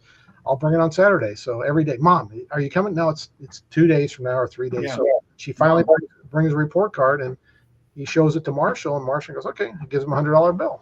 He goes, "Every time you get a new report card, if you have all A's, I'll give you a $100 bill." So this is like every year. I mean, he's taking care of them every year. Well, it gets one year, and he's like in 4th grade or 5th grade, and they have violin for one of the subjects. Yeah. And so he gets a B+ in it. So he brings a report card, and Marshall goes, "You got a B+." And he goes, "Marshall, it's violin. I'll never use it again." Marshall goes, "Not an A. I can't give you a $100 bill. I'll only give you 50. So they gave him 50. And then so his whole career with the Rams, every time Dalton brought his straight A's in, he got $100 bills from How about that? Wow. That's great. Yeah, that is so cool. That's what I like to hear. That's the stories I like to hear. Yeah. Some great guys. I mean, one year Kurt has been asked. We had just won the Super Bowl, and Kurt's been asked to. He's been asking, backstage to the Backstreet Boys, and that's when they're very popular. Sure. So he asked me, he goes, "Hey, would you like, you and the kids, like your family, like to go with us, with me and Brenda and the kids?" I'm like, "Sure." So we go backstage, and I had jerseys made for them to wear. They're in St. Louis playing at the Dome, and so we're backstage, and we're back there. Back there for 25, 30 minutes talking to them, and and my kids are there with his kids, and so it's so we go out, and they put us in the front row, and the stage is right there. And Kurt goes, I hate to ask you, but you have somewhere else to put us. And the guy goes, aren't these good enough seats? He goes, oh, they're great seats. But he goes, to be honest with you, I just won the MVP of the Super Bowl. And these people around here pay big dollars for these tickets. And I don't want to take away from them enjoying the concert with people coming to ask for more autographs. I don't mind signing, but I don't want to take away from these people that paid big money for these tickets. You have anywhere to put us? And he's like, well, I can put you up in a suite right up here, by yourself. And Kurt goes, is that okay? I'm like, Kurt, I'm going along for the ride. Yeah. We're fine. But he was more concerned about the fans who had paid for their tickets that he didn't want to take away from them, enjoying the concert. So they put us up in the suite because he was just concerned about people not being people coming up during the concert or things like that. Just to clarify, if you're in row 1, there's someone in row 2. Yeah. And row 3 that's going to be bothered because someone's going to say, hey, Kurt, would you sign? And they're going to get in the way and ruin the show for the people around, not Kurt, the others. Yeah. And he was more concerned about that. And so we got in the suite for the concert and, but that's just how Kurt was. He was, always concerned about stuff like that. Yeah. And being in a suite isn't so bad either. Now, you'd love to be in row 1, but you can't be Kurt Warner. You have to wear a mask and, and sunglasses. He didn't mind signing the autographs. It was more he didn't want to disrupt the people, like you said, sitting behind him and things like that kind of deal. And in a great majority, almost all of the guys from that Greatest Show on Turf, they got it. Mm-hmm. Oh yeah, they did. Yeah. We know when to be cool and when to go to work and but always take care of the fans, right? Yeah, most definitely. Yeah, they were great guys. And good for you being Radar O'Reilly and getting everyone in the Backstreet Boys their own jersey with their name on the back. Did they have their separate names? They had their names on the back. They look good. Absolutely. Now, did they all have Kurt's 13 or did they have different numbers? They were able to pick their numbers, what they wanted. So a couple of them wanted 13, but a couple of them wanted different numbers. So they were able to get that number or number they wanted. I think one of them wanted number 1 and one wanted a different number or something. Home blues, or did you wear the road whites? What did you do? We gave them home blues. Yeah, they had blues. Yeah. Concert. Yeah. With magnetic blue, and what was the number of the gold that you and Georgia Frontieri picked out? It was Millennia. It was New Century Gold and Millennium Navy Blue. Oh, that's so awesome. That's incredible. Bob, we've been on for longer than we've been with anybody, and we could go another couple hours. Oh, yeah. It's 2.5 hours, 2 hours and 40 minutes. Mm-hmm. Oh my gosh. and on a good story like that. Todd, I have to thank you for giving us so much of your time here today. Oh, it's been my pleasure. It's been great. I love telling stories about these great players and great great behind the scenes things. And so anytime you want to have me on, I'd be more than happy to come back. Well, hopefully we won't take as much time as we did here, but for the fans out there, Bob, you have a final word for us? No, I just want to say, like I always have for my whole life, or most of his life, enjoyed being around Todd. What's really funny though, and he'll tell you this: when he was young, he was very quiet. He didn't say the players. You never said anything around the locker room, right? They told me that kids should be seen and not heard. So yeah, I just went ahead and did my job and moved on and did that. I've gotten so late as an adult. I love Todd. I got to know him, but I really just saw him. I'd say hi, Todd, and he'd say hi, Bob, and then that would be. Well, it was sometimes hard to get word in with my dad too. Oh yeah, absolutely. He was a great storyteller and the best, and liked to hold court. So yeah. Well, there's a lot of times where I would consider in the military. Again, we brought that up from earlier. I know a lot of younger kids here in the Deep South that will call me sir. Mm-hmm. I say that's my father. Mm-hmm. I'm not sir. I'm just Harper. There are a lot of folks that will say, "Hey, Coach Saban," or "Coach Robinson," and after a while, you learn if you've been there long enough. No, he's Nick, mm-hmm. and it's John, mm-hmm. and you're in the club. And I guess when you're younger, you're not in the club yet, but you've been around long enough. You're in the club. there's no entry fee other than just the experiences and the time. And you're in the club. Yeah, no, that's true. I always tell players, I said, that's not, I'm not Mr. Hewitt. I'm, you can call me T, you can call me Todd. At SC, I got the nickname T Money because I was the guy that gave all the gear away, so I must have all the money. So that was my nickname there. So there's only one Mr. Hewitt, and that was my dad. Right, exactly. But your contribution, obviously, that we talked a little bit about the technology. Well, I got one more story we got to tell. Please tell I it, got to Bob. tell this one about. They had a wide receiver, a tight end named Billy Truax. Tell them the story, Todd. Well, Billy he wore, it was kind of funny, big tight end from like LSU or somewhere, but he wore 6 7/8 helmet. So, I mean, he had a very small head, but my dad and him, and they were good friends. But one time my dad Billy did something and I was just a kid, but my dad, here's the equipment manager and he has this tight end, 6'3", 235, 40 pounds, has him pinned against a locker, basically reading him the riot act. And had him off the ground, holding him with, like this, right at the shoulders, around the neck. And he was telling Billy, you don't do that in this locker room. This is my locker room, da-da-da-da-da. And Billy just, everybody's like, yeah, this is Don Hewitt's locker room. And that's just how things went.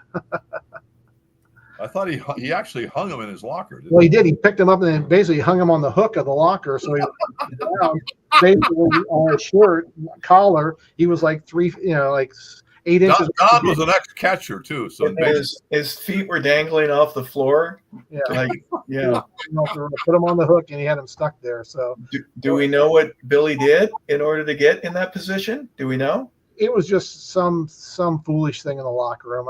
My dad told Jack Youngblood one time, if you screwed around in the locker room, if you played football like you screwed in the locker room, you're going to be an all-pro one day. And so Jack took him to heart, and he was an all-pro. And one day they had blocked the shower with towels or something and got the locker room all wet. And he told him, he goes, if you can play this game, if you can play the game better than you screw around, you're going to be an all-pro one day. And so he was an all-pro. So it's not always peaches and cream. Occasionally somebody will do something that you tend to think there's no way a human could. It's almost the Dumb and Dumber. You go and did this and totally redeem yourself. That's the Dumb and Dumber line. But I would never think that a bunch of grown men could be so stupid in one place at one time. And guess what? Yeah, they can. It's like a big frat house sometimes. Hey, how about Roman Gabriel taking Marlon McKeever out? They're in his Corvair Monza. They're all drinking. McKeever's hands out the door. Tell them the story, Todd. Well, he lost some fingers. That's the gist of the story. And he played that Sunday. Yeah. Yeah, he couldn't do cover 4 because he had lost. It was cover 3.5 because he couldn't hold up all 4 fingers because he was missing 2 from the accident of hitting it, losing them. So in the car door. So they don't make them like that anymore, Harper. I'm telling you. No, they don't. You'd be on IR if you had an oblique or if you slept wrong. Remember? And that would be, you'd be all over social media and everything else too. Oh, goodness. Yeah. So almost it's a completely different era that we live in. Well, again, want to say thank you, Todd. We appreciate it so much for your contribution to the technology, like we talked, the helmets and doing things like your history, of course, and then just your love of the game. I want to thank you for being a part of the show. Appreciate it. Thanks so much. I really enjoyed it. Yeah, it's been great. And Bob, thank you so much for putting all this together. Well, folks, we want to let you know how much we appreciate you being a part of the show and how much it means to us to have an audience out there like yourselves. So thank you. So on behalf of Bob Case, for Todd Hewitt, I'm Harper LaBelle saying we appreciate you being a part of 100 Yards of Football. This has been the Sports Page with Bob Case. We hope you have a